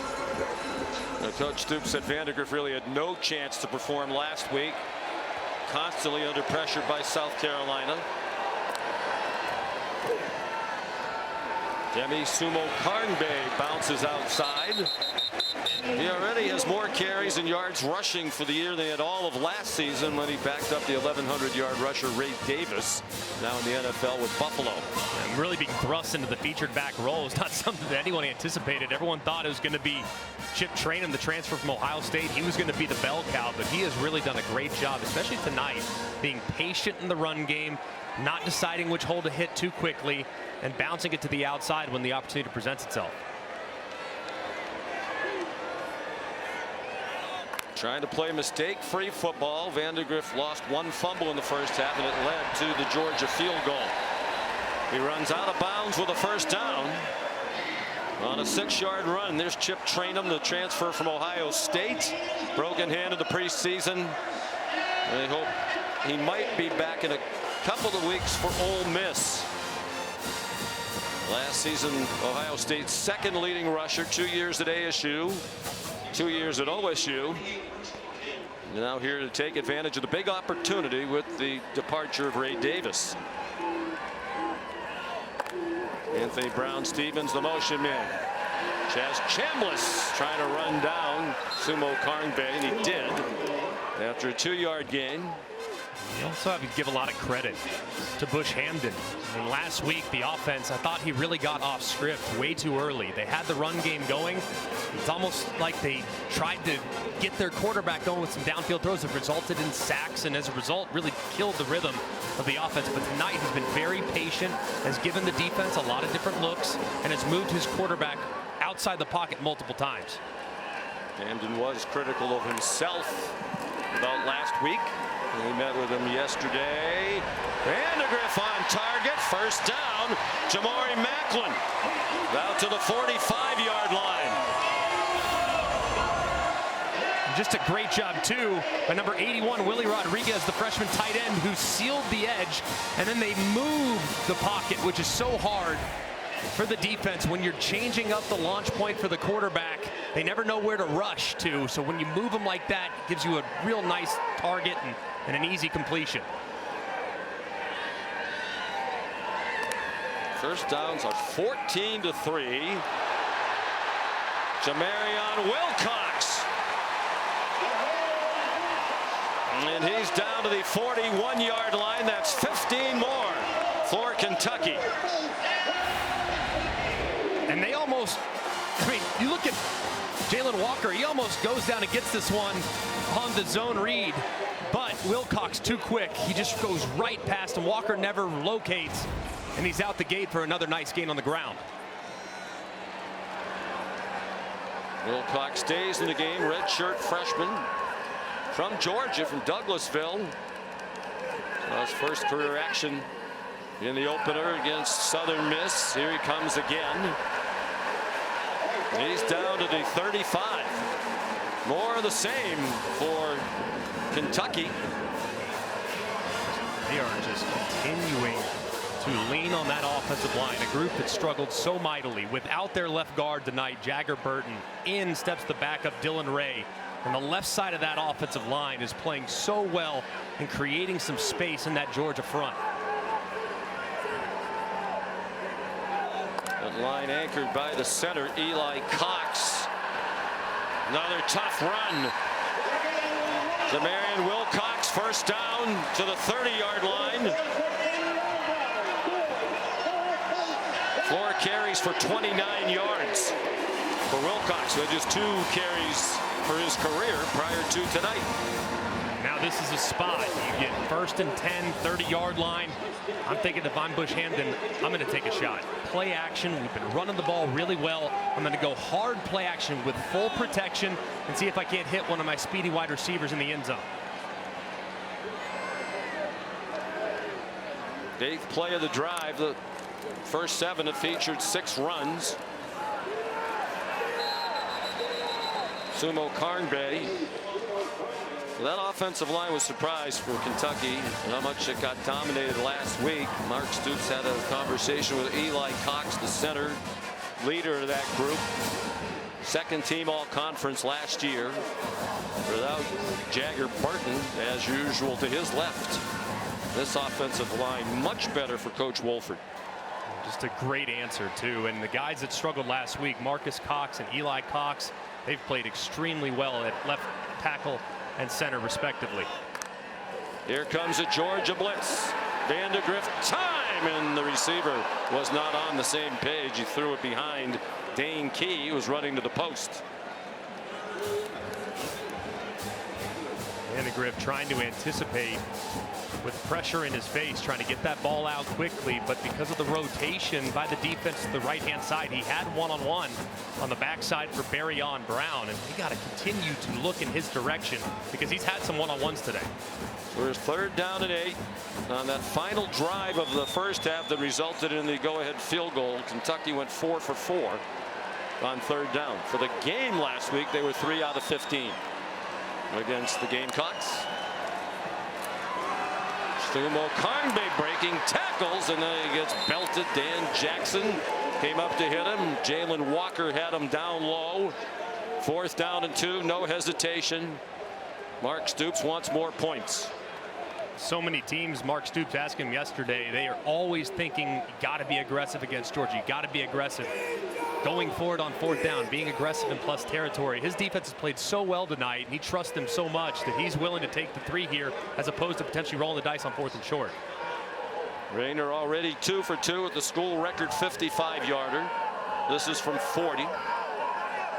Mark Stoops criticized himself for the decision to go for a 4th down in his own territory last week. They didn't get a 4th and 1 on their own 31. 3 for 3 is Rayner. It's back to a 6-point Kentucky lead. A lot of streaks on the line tonight for Kirby Smart in Georgia. They've won 41 straight regular season games, 2nd longest of all time behind just those Oklahoma teams of the 50s. They've won 27 in a row in the regular season in conference play. Tied for the longest with Alabama in the 70s. They've won 15 straight on the road, the longest such streak in school history, and they've won 14 in a row against Kentucky, which is their longest streak ever against an SEC opponent. Since the start of 2021, 48-2. As many national championships as losses. Only lost last season Alabama in the SEC title game. The kickoff by Aiden LaRosse is a touchback. Here's Molly McGrath. Well, Sean, Georgia head coach Kirby Smart was feeling the pressure he was getting in players' faces before this drive. He was emotional. He was singling guys out, grabbing them and yelling at them. And this team kind of needed a fire lit under them. At times today, they looked shocked at how things are going. So Coach Smart is setting them straight. Well, hard for that offense to get much of a rhythm. Kirby mentioned that to Molly on the way off at halftime. But that's another near 6-minute drive for Kentucky. They've had it for 25.5 minutes to 10.5 roughly for Georgia and Carson Beck. 5 for 11 for 32 yards after he threw for 389 against the Cats last year in Athens. Forced to pull it down by Deion Walker. Man breaking open, but he missed him. 10 for Dylan Bell with Maxwell Hairston in coverage and trailing in coverage, but the throw off target. Man, these are the throws that you just don't see missed by Carson Beck. And talking to Mark Stoops, talking to Brad White, they admit, they say they got to be just a little bit off for us to win this game. And these are the throws that Carson Beck makes in his sleep. He's got Dylan Bell wide open, downfield, scramble drill, set up. Did have to avoid the rush, but man, the missed throw would have been a touchdown if he hit it.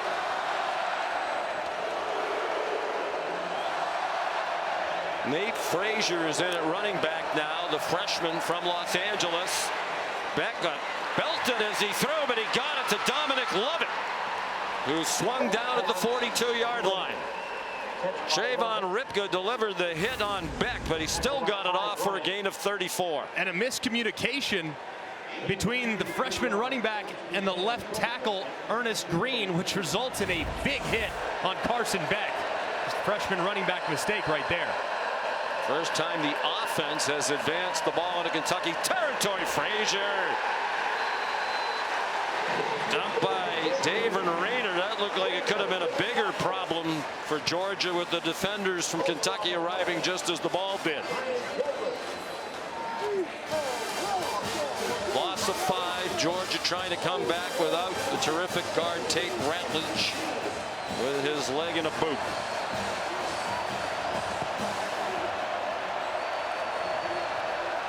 One of the 4 returning O-line starters from a year ago.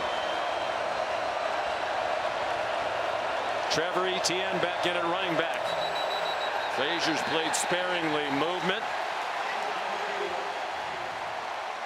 And it looked like a false start. False start. Offense, number 53. 5-yard penalty.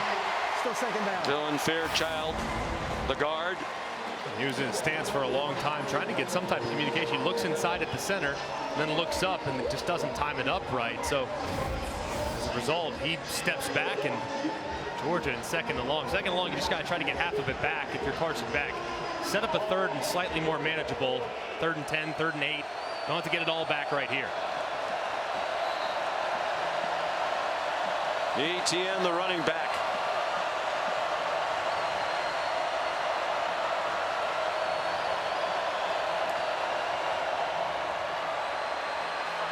Beck down the middle and caught by Dylan Bell with tight coverage from Ty Bryant. Brad White, the defense coordinator, talked about the elite ball placement of Carson Beck, and that one had to be perfect, and it was. Good for a 20-yard gain. They go quickly to the line. Here's Oscar Delp, the tight end. Good open field tackle along the far sideline by J.J. Weaver. Like a little bit of tempo here from Mike Bobo, the offensive coordinator, just trying to jumpstart the engine a little bit. The offense hasn't had a whole lot of rhythm. They haven't had a whole lot going in the passing game. So by far the best throw a moment ago by Carson Beck all night on the tight throw there to Dylan Bell. So now jumpstart the engine now by ramping up the tempo just a hair with Kentucky on their heels. Etienne, the running back. Beck handed it to him, and he could not break free. Did lunge forward to the 26-yard line. De'Eric Jackson made the tackle. And a big 3rd down. 3rd down and 4. 1 out of 6 tonight on 3rd down. And they have Cash Jones in at running back. Kentucky's really mixed the looks here on 3rd and medium. They've done a 3-man rush, and they've also brought pressure, but right here looking like a 3-man rush again. Drop 8 against Carson Beck. Lovett went in motion. Beck throws to single coverage, and a back shoulder throw to Colby Young for a 1st down for the Dogs at the 13. Just perfect ball placement here. They decide to rush for you. You have man-to-man coverage. Your biggest wide receiver on the outside is Colby Young, 215 pounds, working against Hairston. Perfect back shoulder, perfectly timed turn by the wide receiver, and an easy conversion on 3rd down. Best drive of the night by far for Georgia. This will be the 8th play. 6 of the first 7 passing. Nate Frazier, the running back, up the middle. And down at the 8. Trayvon Ripka the stop, a gain of 5 for Frazier, who burst onto the scene in his first college game with 83 yards rushing against Clemson. In the opener in Atlanta, they played without Trevor Etienne, Travis's brother, who was suspended for that game.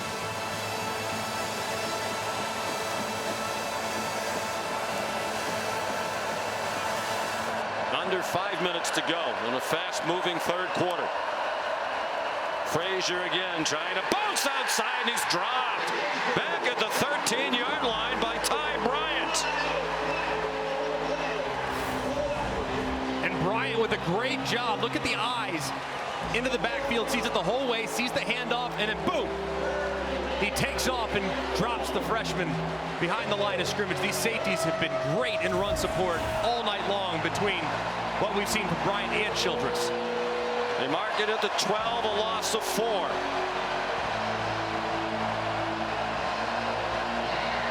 Third down and 9. Most of these fans on their feet. Beck steps left, dumps it off, and it's incomplete. Trying to get it to Trevor Etienne. Beck vacated the pocket quickly with some pressure coming his way. What a performance by Brad White's defense. They force a field goal. And just a great job here. Look at the disguise. It's looking like it's going to be too high safety, which talks Beck out of throwing to his left and taking advantage of the one-on-one. Well, then the safety from the backside ends up playing to the front side, and you had the backside one-on-one. So just great disguise there by Kentucky's defense. Peyton Woodring. This is virtually a gimme for him. That could not have been more right down the middle. 30-yard field goal. It's 9-6. Saturday Night Football, presented by Capital One, is brought to you by the new Fun 99 menu at Sonic. Live free. Eat Sonic.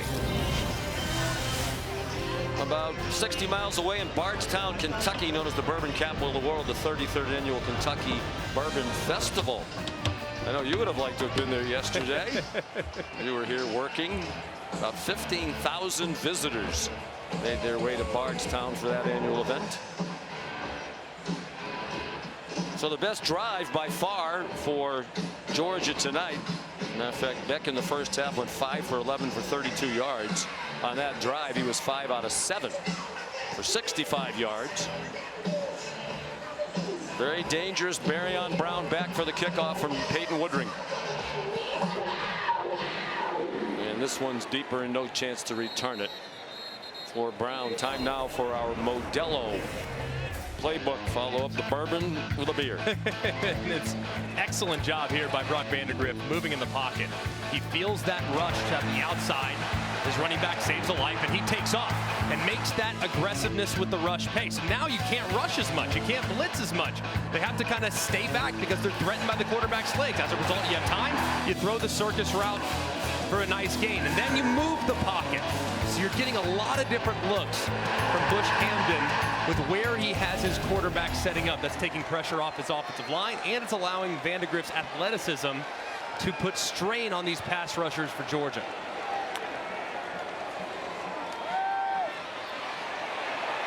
Vandagriff managed to avoid Ty Ingram Dawkins, and then he was taken down by Raylan Wilson, a 1-yard gain.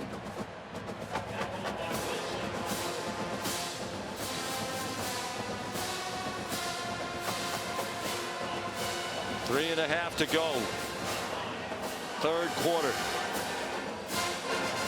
Mark Stoops and this Kentucky program could use a big win. A lot of high points during his 12 years, but recently the results have been mediocre. Last week was a disaster. This would be enormous if they could pull it off, but a long way to go. Jamarian Wilcox out near the 30-yard line. The third down and a long 4. Kentucky's been excellent so far on third down tonight, 7 for 11. And they've mixed run pass too. They haven't been in a ton of third and longs that allow these pass rushers to take off.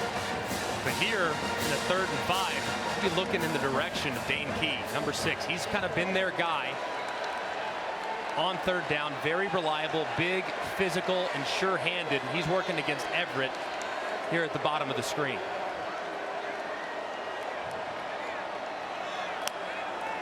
Vandagriff, no pressure.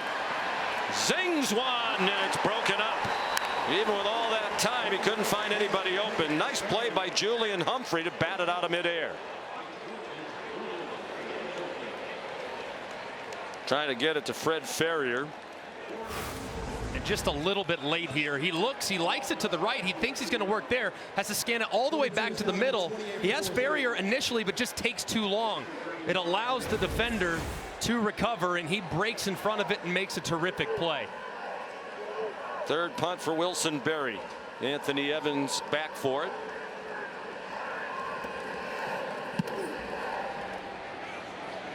Tumbling punt, fair catch signaled and made by Evans at the 33.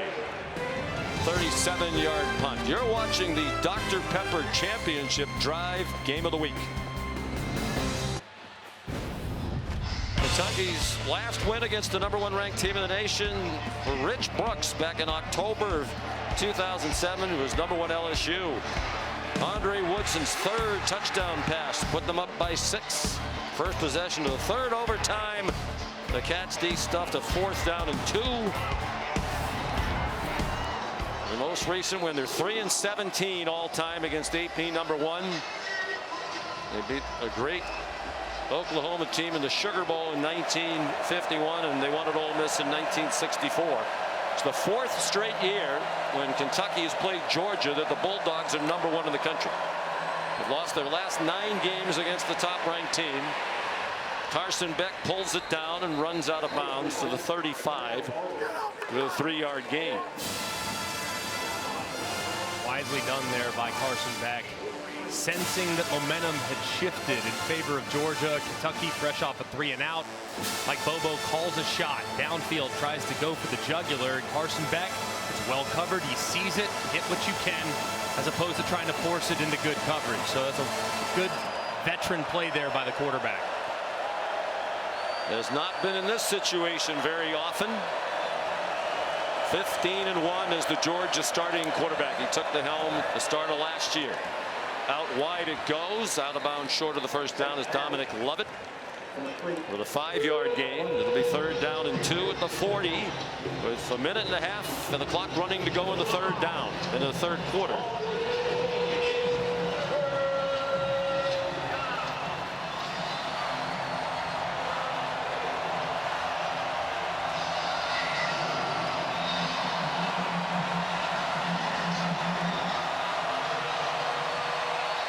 Two for 8, the Dogs on 3rd down tonight.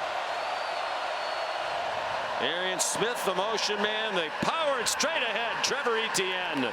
1st down into Kentucky territory to the 48. He picked up 12. And there's really nobody home right here. I mean, look at the left side outside the left tackle. There's nobody there for Kentucky. I don't know if they were misaligned or what, but they ran right into it. And it was nothing but green grass for Etienne. Monroe Freeling in at tackle, a sophomore. Number 57 was leading the way there. Etienne run after the catch. Another 1st down.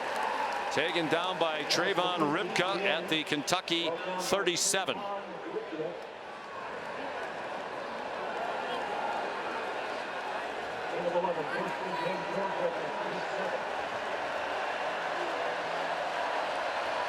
Final seconds of the 3rd quarter. Etienne. They're starting to pick up yards in chunks. That's 9 more on the last play of the 3rd quarter. Georgia's won 41 straight in the regular season. Will they extend that streak tonight? Our presentation of college football will return after this message and word from our ABC stations. Coach, your offense started moving the ball there. What do you need to do to get in the end zone? We need to block them, and we need to throw and catch it better. And if we can block them, we got a chance. But right now, they're ripping us up front, and that was the first drive that had a little life to it. All right, thanks, Coach. Thank you. And they have some substitutes in along that offensive line. Carson Beck has played just 17 snaps in the 4th quarter when trailing in his career. All of those were in the only loss in which he's played in for Georgia, the SEC title game in Atlanta last year.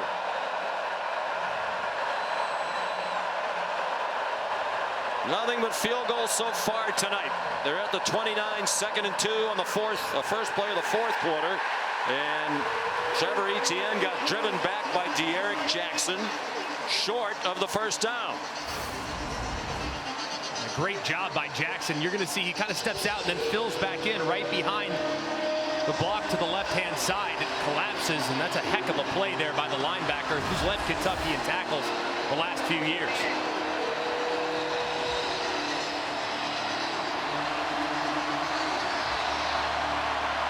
Third down and 1.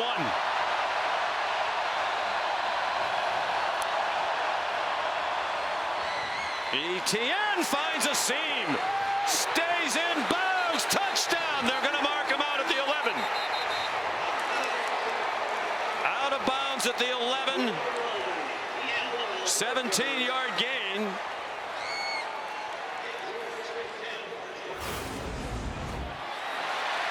Just excellent job on the right side of the offensive line. And good blocking, too, on the outside by Dylan Bell.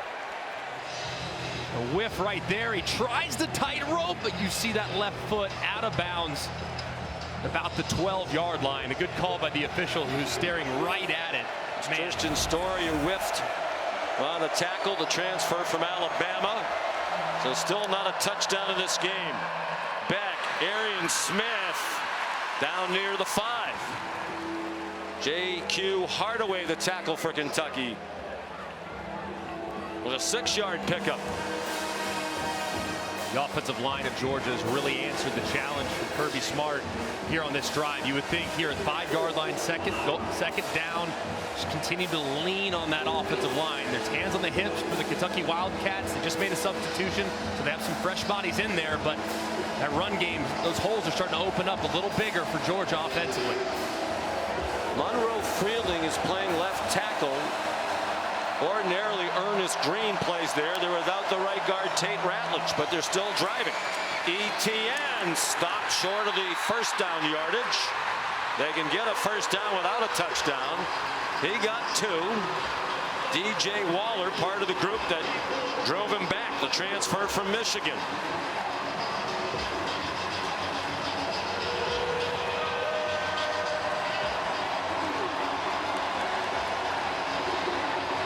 Branson Robinson comes in at running back. 10th play of the drive.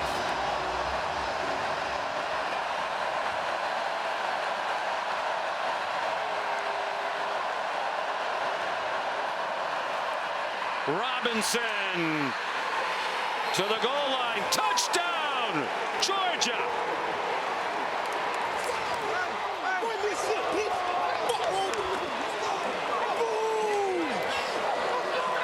The first touchdown of the game comes from Branson Robinson from 3 yards away. It looked like he was going to be stopped in the backfield. There were a couple Kentucky defenders that had won along the lines of scrimmage, but Branson Robinson so quick, moving from his left to his right and then surging forward for the game's first touchdown. Just a terrific run and a great drive by Georgia. Missed all of last year with an ACL injury. That's his second touchdown of this season. Had one last week against Tennessee Tech. The extra point good. Just the second time Branson Robinson has touched the ball tonight when he took it into the end zone. 10 plays, 67-yard drive. The Dogs up by 4.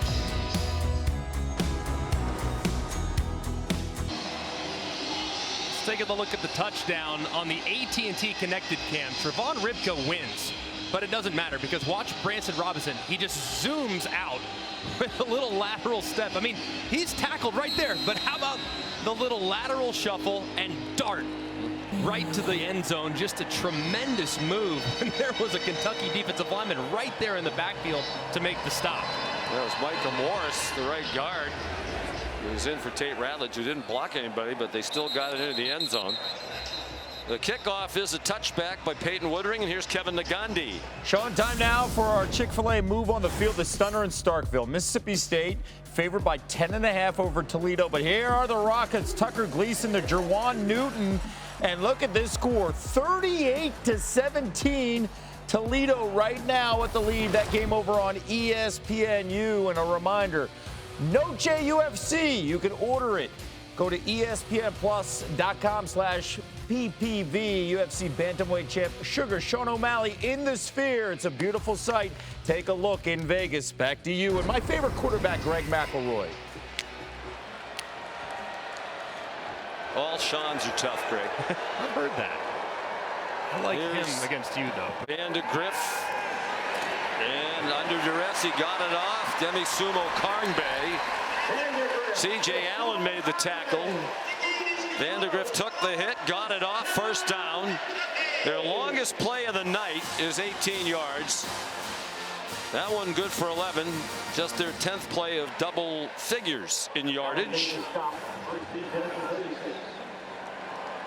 They're up to 208 total yards. They're still outgaining Georgia, 208 to 199.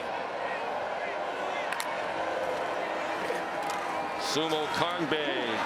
Jazz Chan moved inside, got back into the play and made the tackle with help from Dalen Everett. 17th carry for Sumo Karngbay, ties his career high established last week against the Gamecocks. I cannot emphasize enough the importance of this drive. You start to leak oil. Georgia now is answered with 10 consecutive points, finally has some rhythm offensively, finally finds the end zone on the last possession. So you got to allow your defense a little time to settle down by putting together a nice drive here on offense.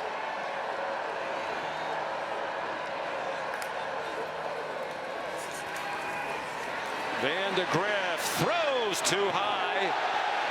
Chambliss running in coverage with the tight end Kamari Anderson, who was trying to sell that he was being held. He convinced the crowd, but not the officials. Yeah, and there was definitely some contact there, trying to go with a hard play action, but the ball was thrown really high. I love the matchup identification. You get a tight end working against a defensive end, but I think that ball was uncatchable. I mean, it was way up there. And as you see, I mean, it's probably 10, 12 feet off the ground as it sails over the head by 5 or 6 yards. They were wrapping Vandegrift's left ankle before he came out of the field. He has an open receiver in the slot. Some beautiful moves by Barryon Brown. And finally taken down by Dan Jackson. 13 yards and a Kentucky first down to the Georgia 45. That was a great job there, utilizing a little bit of tempo from Kentucky, breaking the huddle, getting to a play where you have a running back that's going to fly into the flats and try to create a little bit of a pick or a rub, and it led to a nice first down. Sumo Karngbay, the running back. They bring a blitz from the offense's right. That's 5 more for Sumo Karngbay, and now a career high 82 yards rushing. He ran for 79 in the game while he was at NC State. Replaced by Jamarian Wilcox. Both teams are substituting.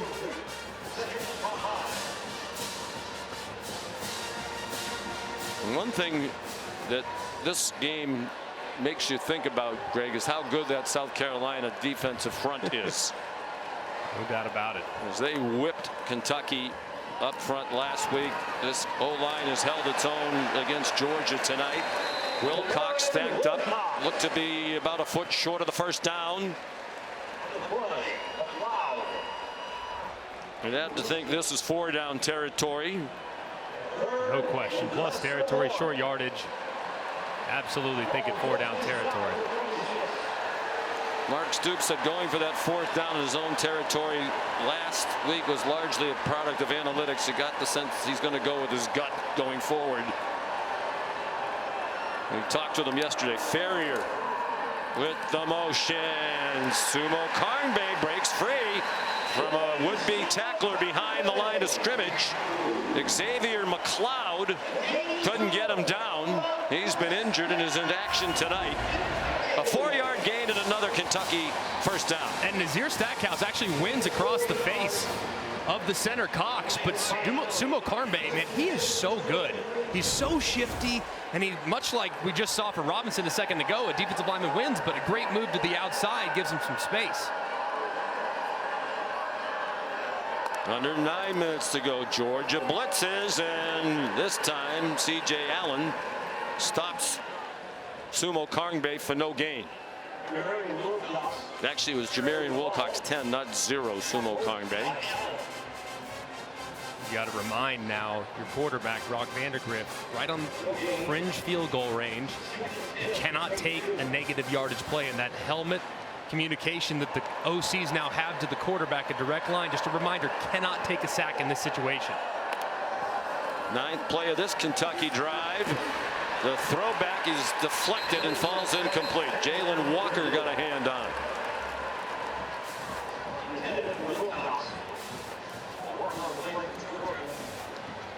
Third down and 10. They've been terrific on third down tonight, but they haven't faced 3rd and 10 very often, at least. 9 out of 14 tonight on third down.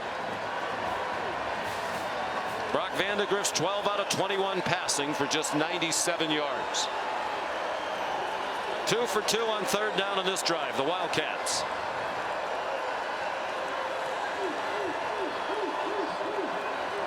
Play clock down to 2 as Vandegrift got the snap. Quick pop through the hands of his receiver. Looked like a catchable ball for Jamori Macklin. It went through his hands and fell incomplete. And that's a tough one there for Jamori Macklin. I mean, got a little bit of alligator arms. The ball's a little bit too far inside. He senses that defender coming inside out, the defender C.J. Allen. And Vandegrift extremely frustrated, but really for the receiver, you got to body him up. You got to throw it right on his body there so you're not throwing him into contact and the potential collision. Macklin definitely aware of the traffic around him. It's now a 51-yard try to get them within a point. Alex Rayner. Good. He's made 2 from 50+ tonight, including the school record 55-yarder to get the scoring started. It's a 1-point game with 8 minutes to go in Lexington.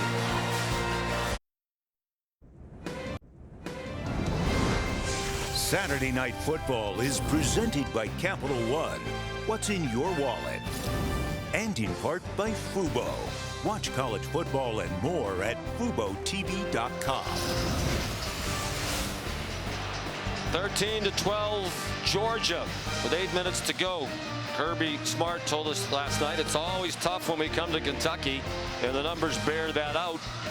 4 years ago, 14 points in the win over the Cats, the fewest under Kirby Smart in a road win. 2 years ago, they won 16-6 here. Kirby said it was the coldest he's ever been in a football game. It was 37 degrees at kickoff, with 20-mile-an-hour winds out of the north, making it feel much colder than that. The perfect night tonight, temperature around 80 degrees at kickoff. Light breeze. It's a 1-point game. Aiden LaRosse, this is returnable for Anthony Evans from the 1. Flag down. Evans, another flag down. He's down at the 36. Jamarian Wilcox made the tackle.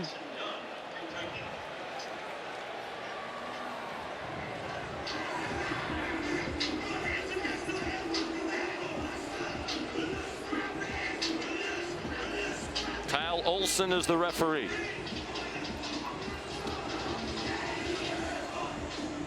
Been a very cleanly played second half. There's been only one assessed penalty in this second half. It was against Georgia. It's a holding call against Georgia.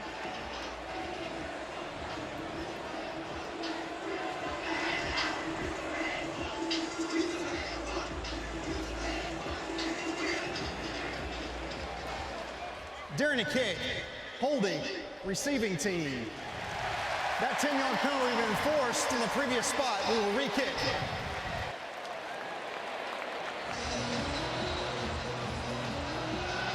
Well, they would have had the ball at the 36.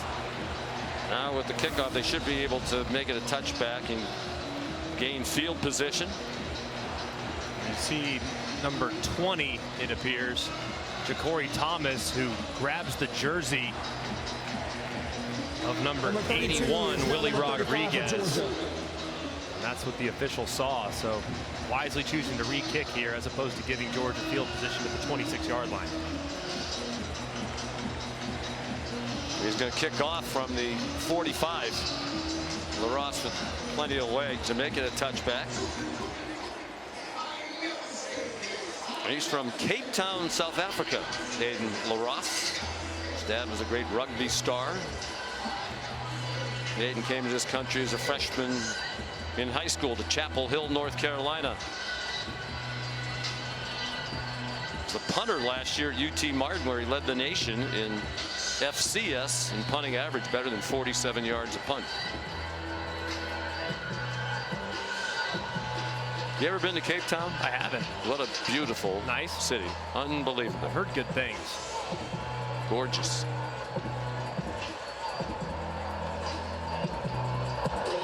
It will be a touchback. So the penalty hurts Georgia. Here's Kevin. Sean, time now for Dr. Pepper Fansville studio update. Heisman favorite Quinn Ewers left with an abdominal strain, so Texas backup Arch Manning took over, and he was brilliant. How about 67 yards on the ground here for a touchdown? 276 total yards, 1 rushing touchdown, 4 in the air. 56-7 Texas all over UTSA, the #2 team in the land, looking really good. Back to you, Greg and Molly. Arch runs a little better than Nathan Eli. Etienne, the running back. Carson Beck, much better in the second half. Sidestep the rush. Takes off running and gets 8. Brad White, the Kentucky coordinator, said that's a very underrated part of Beck's game. He's a very good runner and very savvy as to when to take it down. Yeah, he's excellent. Just a couple times a game. It's not a lot, but maybe 2-3 times a game where he decides to take off and either extends drives on 3rd down where they get overly aggressive with the pass rush, or takes what could be an incompletion and turns it into a second and very manageable. Ernest Green is back in at left tackle, the usual starter. The ball dropped by Etienne on the exchange. He got on it, but it's a loss. Back to the 28-yard line. It'll be 3rd down and 7. And it looked like Carson Beck just never had control of it. It looked like the snap was in a pretty good spot, but took his eyes off of it. You see his eyes working to their left before he secures the catch. So huge mistake there by the 5th-year senior. It never got to Etienne, just a clanger off the hands of Beck.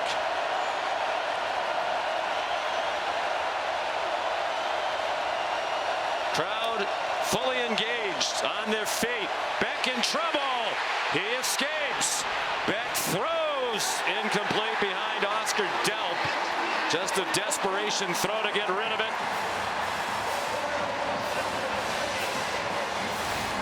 And a great call here by Brad White. You have a bunch of guys moving up. You have some zigzags. You have some games.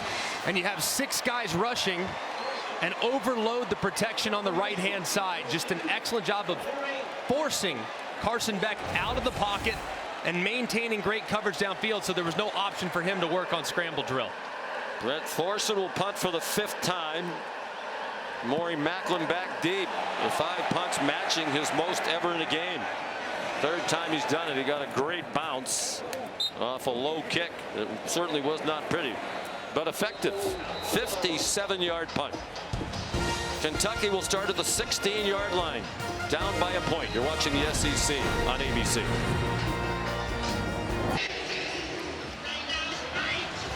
Next Saturday night, presented by Capital One, number 7 Tennessee and number 15 Oklahoma. They'll both be undefeated going into that one. Game day will be there as well. The game starts at 7:30. Tennessee is leading Kent State 71-0. ESPN is projecting the Vols as the winner of that game. Still 7 minutes to go there. What an offensive juggernaut the Vols are. Another tough run by Demi Sumo Karngbe got 4. Molly? Well, on Kentucky's last possession, you saw that third down ball go through Jamori Macklin's hands, and on the sideline, Brock Vandegrift went up to Macklin, took accountability, pointed to himself, and said, "That's on me." After last week's loss, Kentucky coaches challenged Vandegrift to be more vocal on the sidelines. He's usually pretty quiet, but he's been more active on the sideline, telling receivers exactly what he needs from them. He's definitely a different leader today, guys. It wasn't a great throw, bit of a wobbler, not in a great position. It looked like he was hollering at Macklin at the time. Under duress, he throws deep down the field. Bodies collide. Intended for Dane Key. C.J. Allen had the pressure on.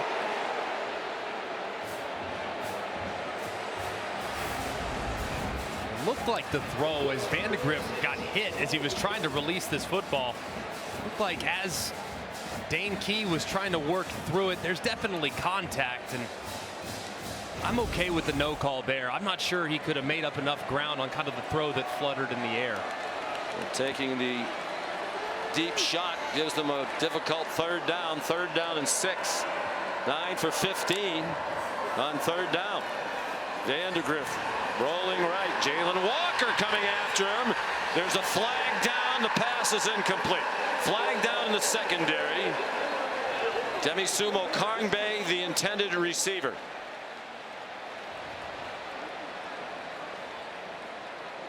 The back judge threw the flag. Chris Bukowski.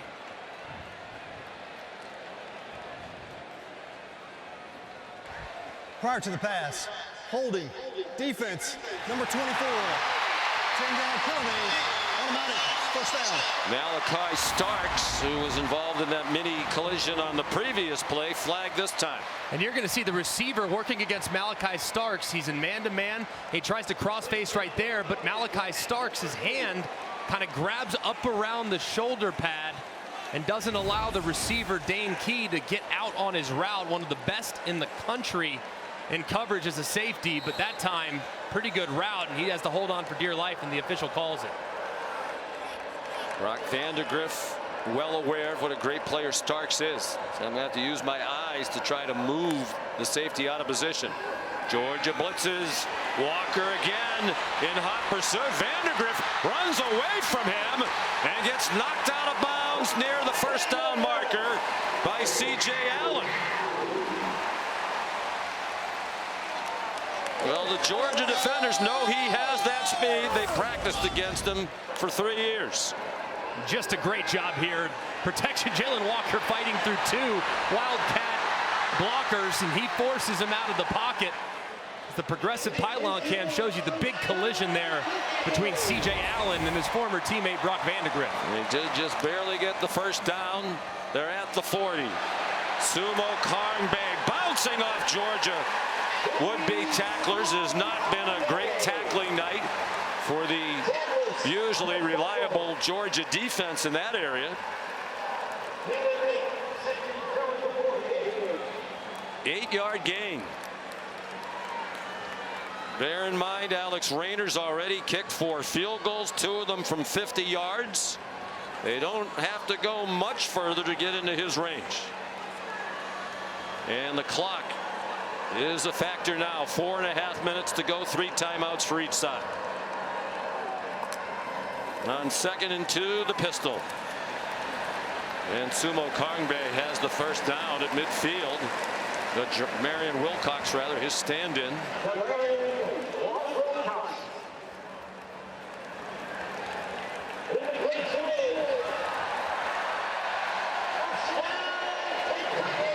That's 101 yards rushing and very hard earned for Sumo Karngbe.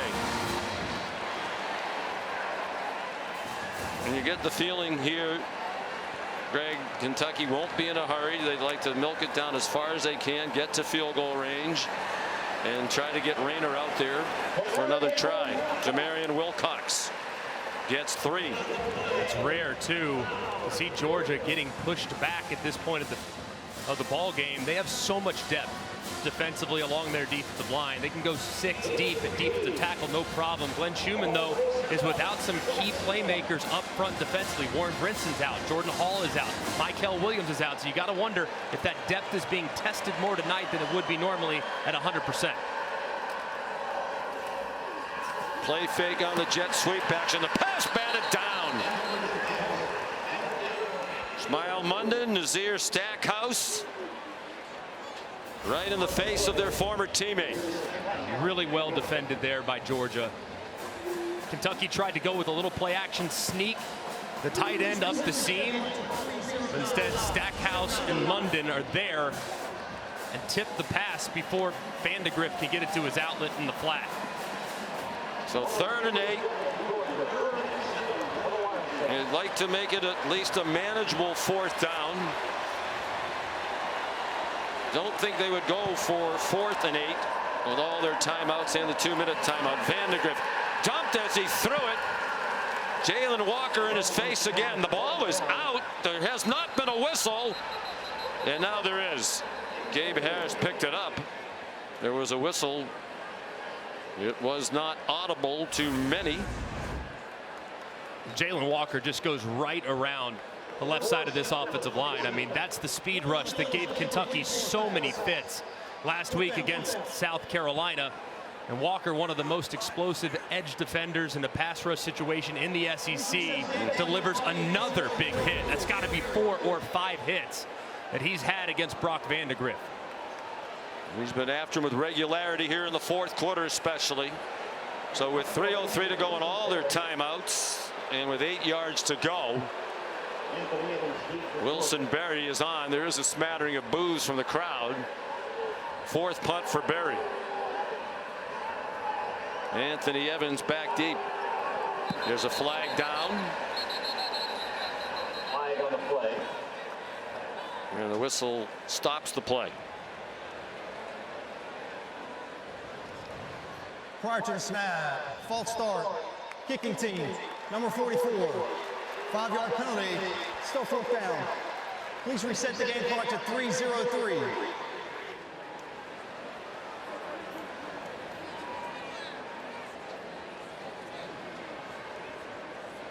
Fourth and 12 on the Kentucky 48.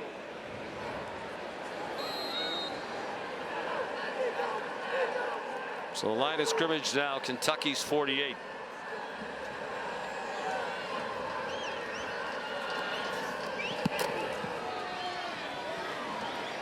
Evans, fair catch just inside the 15. Time for tonight's Sonic Drive-In recap.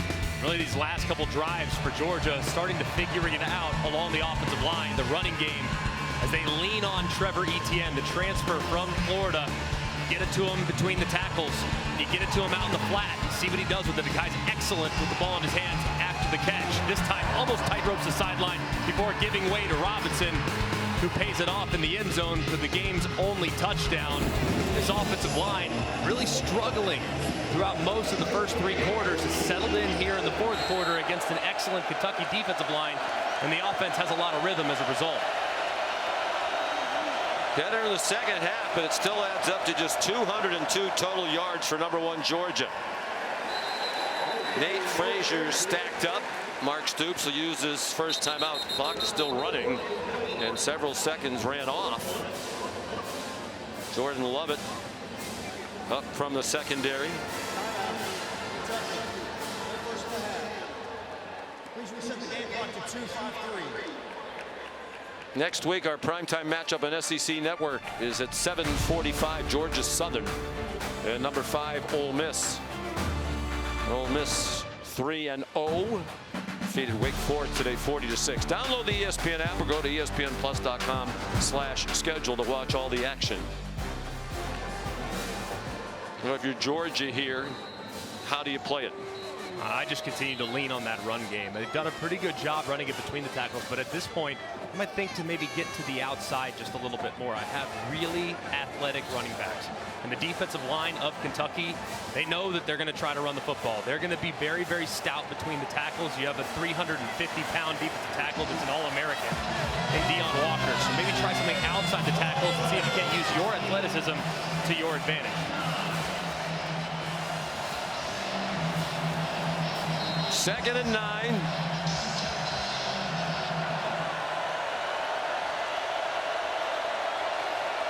Georgia at its own 16. Trevor Etienne, the running back.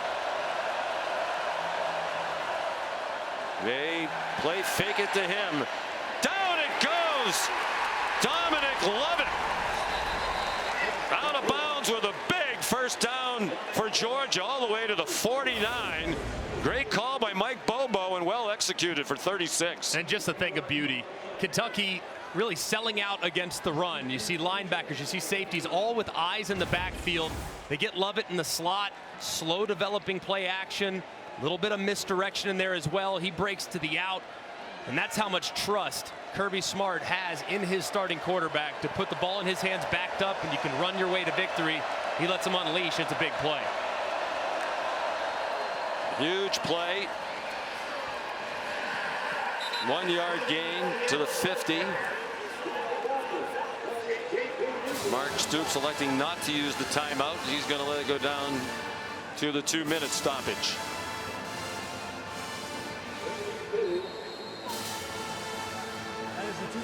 Number 1 Georgia trying to win its 42nd straight in the regular season with a 1-point lead.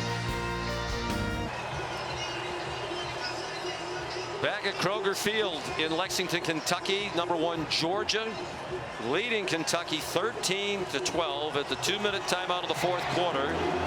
And the Dogs looking at 2nd and 8 from midfield. Kentucky has 2 timeouts left. One more Georgia first down should just about put it away. Trevor Etienne, the running back. Carson Beck, 14 for 23 for 152. The big 33-yard completion a moment ago to Dom Lovett. Play fake. Here's Oscar Dell. Shot down. The ball came out. Looked like it came out when he hit the ground, and that's the ruling. It also looked like he went down short of the first down, which will bring up 3rd down and 1. Ooh, and that ball did look like it might have been coming out before, but lucky for Georgia, Arian Smith right there to hop on it. They got it back anyway. Yeah, you're right. It's coming out. No question. That should have been a fumble.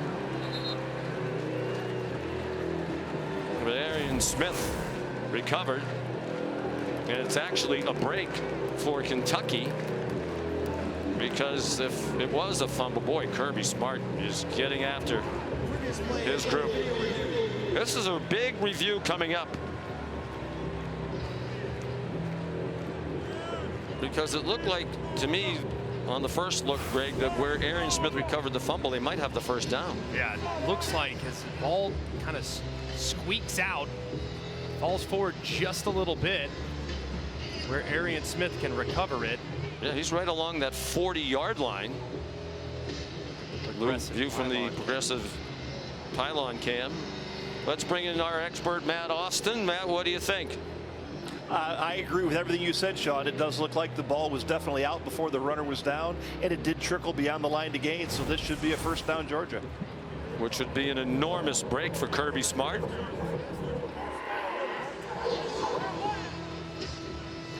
This would be in a real battle with one of his real close friends. Kirby Smart and Mark Stoops are buddies. Their wives are friendly. They generally sit next to each other at the SEC coaches meetings. They've been on apparel company trips, and they had a lot of laughs when they met on the field before the game. After video review, the football was fumbled, but it was recovered by the offense for a first down. First down, Georgia. Kentucky will retain their timeout that they called.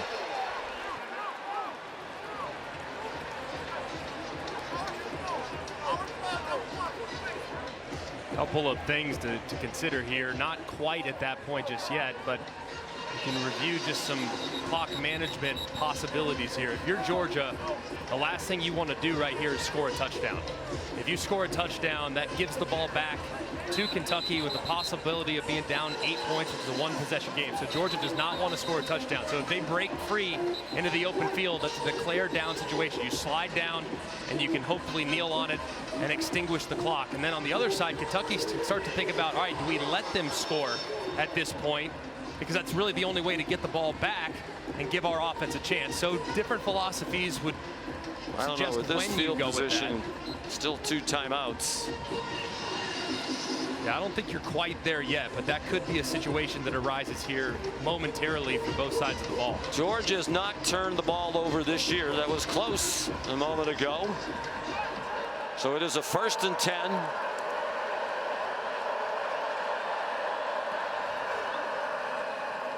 ETN stopped after a short gain. Timeout Kentucky. 1:15 to go. Pickup of 3. The life's so hard in the SEC. Mark Stoops here right now.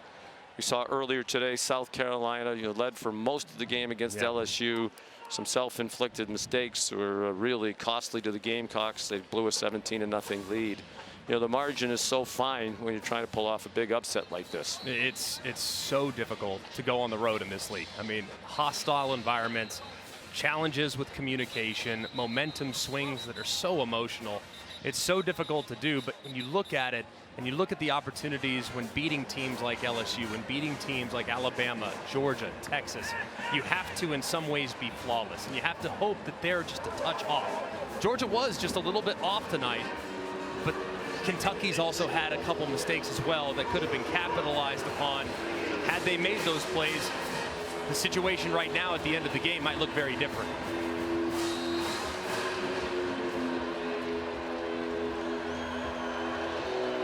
Second and 7.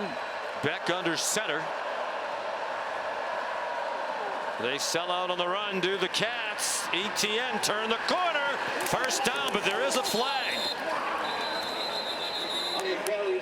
That would have been ball game over, and it will be if that play stands, as he had a first down inside the 30. Kentucky crowding the middle, and ETN had room outside. Illegal block in the back. Offense, number 11. 10-yard penalty from the spot of the foul. The game clock will start on the snap. And Arian Smith right down the line of scrimmage. It does look like he does get the defender right in the back. Finishes through it. Good job there by the official wiping out the big gain.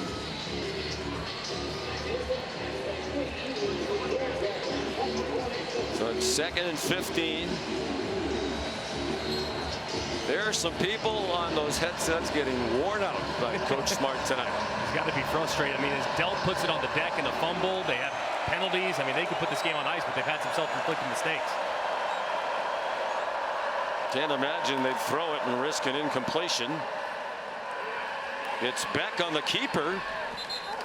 Dives down at the 40-yard line. Gain of 6. 1:02 to go. Final timeout used by Kentucky, and Beck grimacing as he gets up and leaning a little to his left.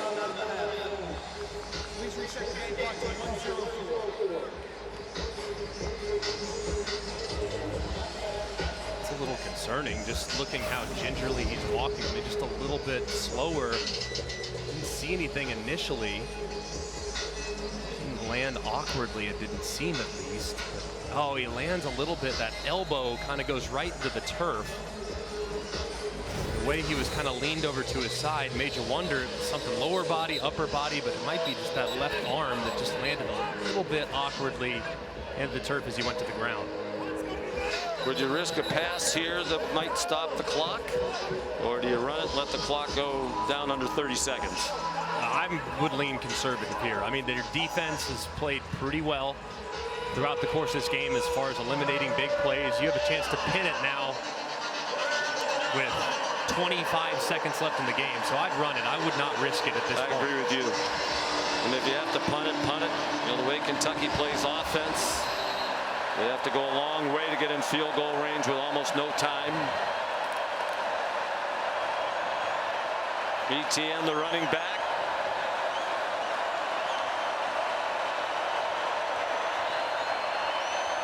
Beck communicating with everybody. The play clock down to 7. On the delay, ETN stacked up with 1 minute to go at the 35. Now the other option would be a long field goal try. I don't know if you'd want to risk that, even though Woodring is outstanding. It would be about a 52-yard kick. They're lining up quickly. They didn't want to snap it quickly. They want to take that play clock all the way down. Maybe try to get them to jump off sides, perhaps, but I mean, there's no way they're going to snap it here. But Deion Walker and his mates just looking at Beck like, we're not going to fall for that. I guess I suppose it's worth a try. They let it go down, and they use the timeout. Timeout. Georgia. Their first of the half. 30 seconds remaining. So now what do you do? And if you punt, you wouldn't gain a lot, but if you go for it here, and I could imagine they would, Greg, and you turn it over, Vandegrift's one completion away from field goal range. Yeah, I don't like that. If it was a 4-point game, it's a little bit different scenario. I might try for the field goal or something similar to that, but I still like the idea. I might have just taken the delay of game there, give my punter a little more room, max protect punt. If you're Kentucky, you're coming after this punt. And the last thing you want, Sean, you know this better than most, better than all perhaps, outside of maybe Jim Harbaugh. You don't want, whoa, you don't want, he has trouble with the snap. You don't want Jalen Watts-Jackson here, all right? You don't want Jalen Watts-Jackson. So max protect, secure the punt, get it off in a one-step punt as quickly as humanly possible, as high as humanly possible, because even a touchback here doesn't kill you.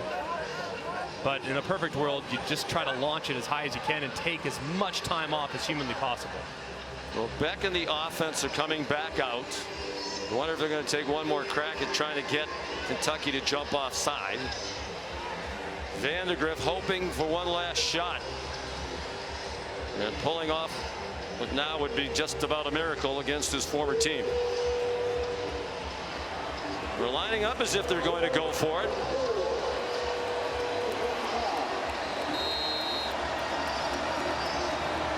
Fourth and 4 at the 35. Georgia leading by 1 with 18 seconds to go. Kentucky out of timeouts. They're trying to draw them off. And those Kentucky defenders looking at Beck as if to say, we're not going to go for that this time either. I wonder if this time they take the delay of game, though, as opposed to the timeout. It was worth a try. Delay game. Offense. 5-yard penalty. Still fourth down. Kentucky did jump offside in a critical 4th and short last week against South Carolina. So now Thorson is going to punt for the 6th time, a career high. Been a running joke within their program about how infrequently punts. 32 times last year, 36 2 years ago. Those are the 2 lowest punt totals in Georgia history, dating back to at least 1948. But not so funny tonight when you have to punt 6 times. Maury Macklin back at his own 9. He gets the punt off. No trouble with the snap. High wobbling punt, and were they able to keep it out of the end zone? I believe it's a touchback. And if so, you know, that whistle was a little slow in coming. You wonder if they would put a second or 2 back on the clock. Thorson in agony. Illegally touched over the end zone. By rule, ball replaced at 25. Excuse me, 20. Dominic Lovett, one of those 2 great gunners, along with Arian Smith down there, but they couldn't stop it. So you have 9 seconds and no timeouts. You can work the middle of the field still, but it has to obviously be beyond the sticks. You're telling everybody right now, hey, any first down, immediate clock situation, which is spiking the ball, get up immediately. But the first thing you got to acknowledge here is your protection. Jalen Walker, number 11, has been a real problem throughout the course of this game. So that's what pass rushers, that's why they get paid millions upon millions of dollars. They end games. They are game wreckers, and they put the game on ice. So keep a close eye on the matchup. Whoever they end up lining Jalen Walker against, keep an eye on him, because he's a huge problem as this play will develop. They did put 1 second back on the clock. Could be meaningful.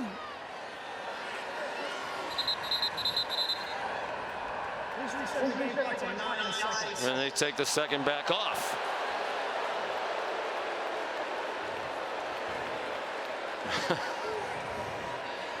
I don't know how that happened.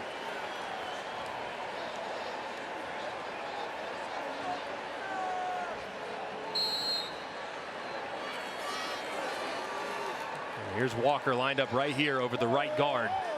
He's the guy to watch in this situation. Vandegrift steps into the pocket. Walker's right there. He got it off for a first down to Jordan Dingle, and the clock runs out. And that 1 second could have been huge. I think they're going to take a look at this, though. It looked like he was down with maybe 1-2 seconds left.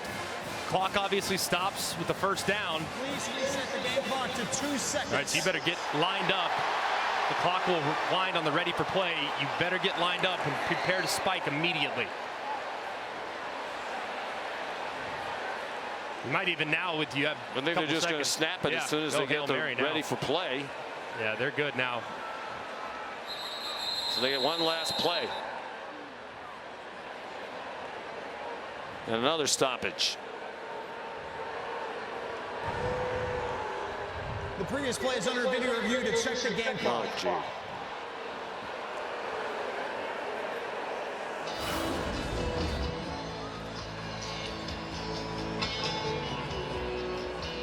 Steps up, Walker makes the play, and let's see exactly how much time was left.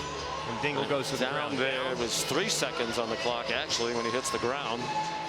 Still, I mean, even as an offense, you're saying, hey, we're going on the whistle. You say the snap count on 1, on 2. In this case, you're on the whistle. You snap it as soon as you hear the whistle. You got 1 play left. So this does give you the benefit to get lined up and run your Hail Mary play, or what most teams call Big Ben, which is the big clock. That's what you're thinking about this time. Run your Big Ben play, and maybe you start the pitch circus, because that's what could happen here with 3 seconds left. After video review, there were 3 seconds left on the game clock. The game clock will start on the ready.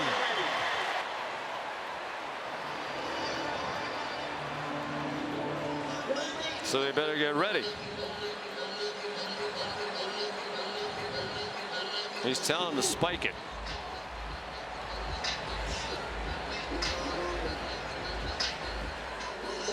And they can take their time and run the one last play, barring a penalty on the defense.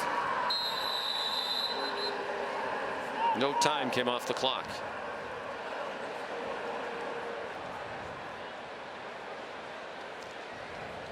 Please reset the game clock to 2 seconds. It did not run on that play.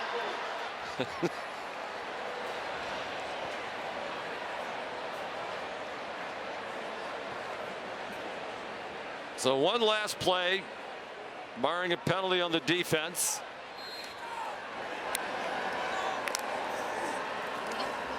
Vandegrift, they're going to try the laterals, but Malachi Starks is there on the tackle to drop Jordan Dingle, and it's game over.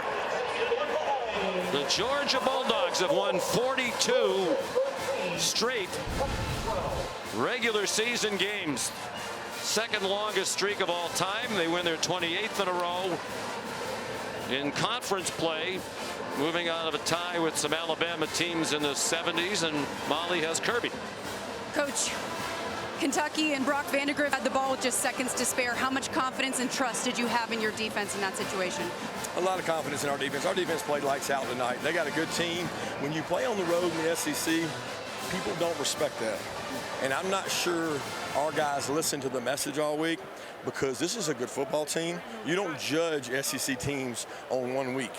So that's a good football team. We did what we had to do, but we did not play real well tonight. You told us that the first SEC road test will show us who we are. What did you learn about your team in this game? We're resilient. 3 years ago, we go to Missouri, and we almost lose that game at night on the road. Played at Auburn last year. First game of the year on the road, almost lost that game. So you got to find ways to win these, and that's what we did. We found a way to win. But the best news is we can wake these guys up and go get better, because the number one thing we got to do is get better. You guys had a hard time moving the ball on offense, didn't score until the fourth quarter. What kind of mental toughness did you see from Carson Beck in your offense?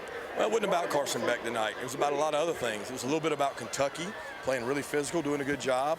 They came after us and really aggressive. We got to have answers for that. But you know what? In the end, our offense did pretty good when they had to.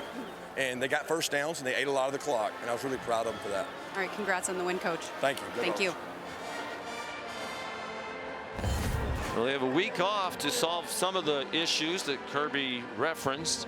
And then Alabama, prime time on ABC 2 weeks from tonight.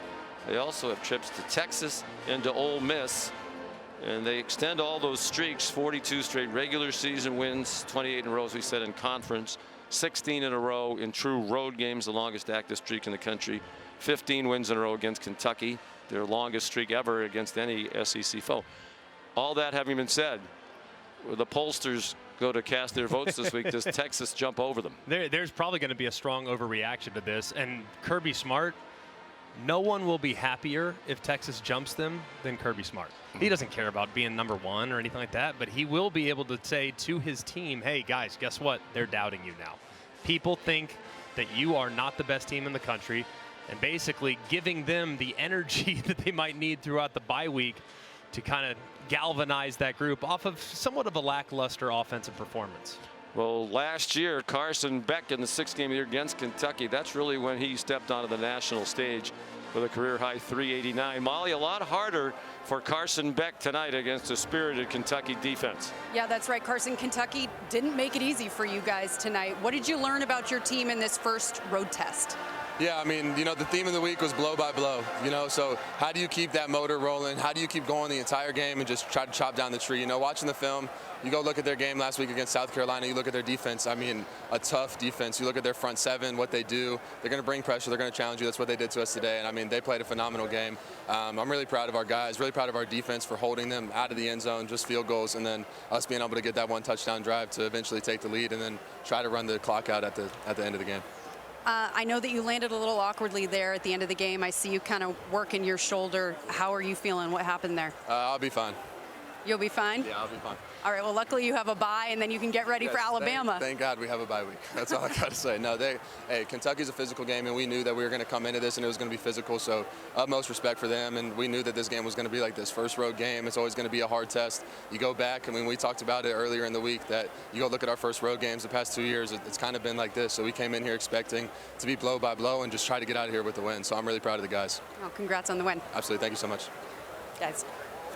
And when it was over, Kirby Smart, a big hug for Brock Vandegrift. He said, yes, I love that young man. He's the kind of guy you'd want your daughter to marry. He was gutty. His team a little bit overmatched in the final analysis from a talent standpoint. Final score, Georgia 13, Kentucky 12. For Greg McElroy, Molly McGrath, our great crew, led by Phil Dean, and the birthday boy, Scott Johnson. We won't say how many, but Medicare is a factor. Good night from Lexington. Thank you for watching this presentation of the Southeastern Conference on ABC.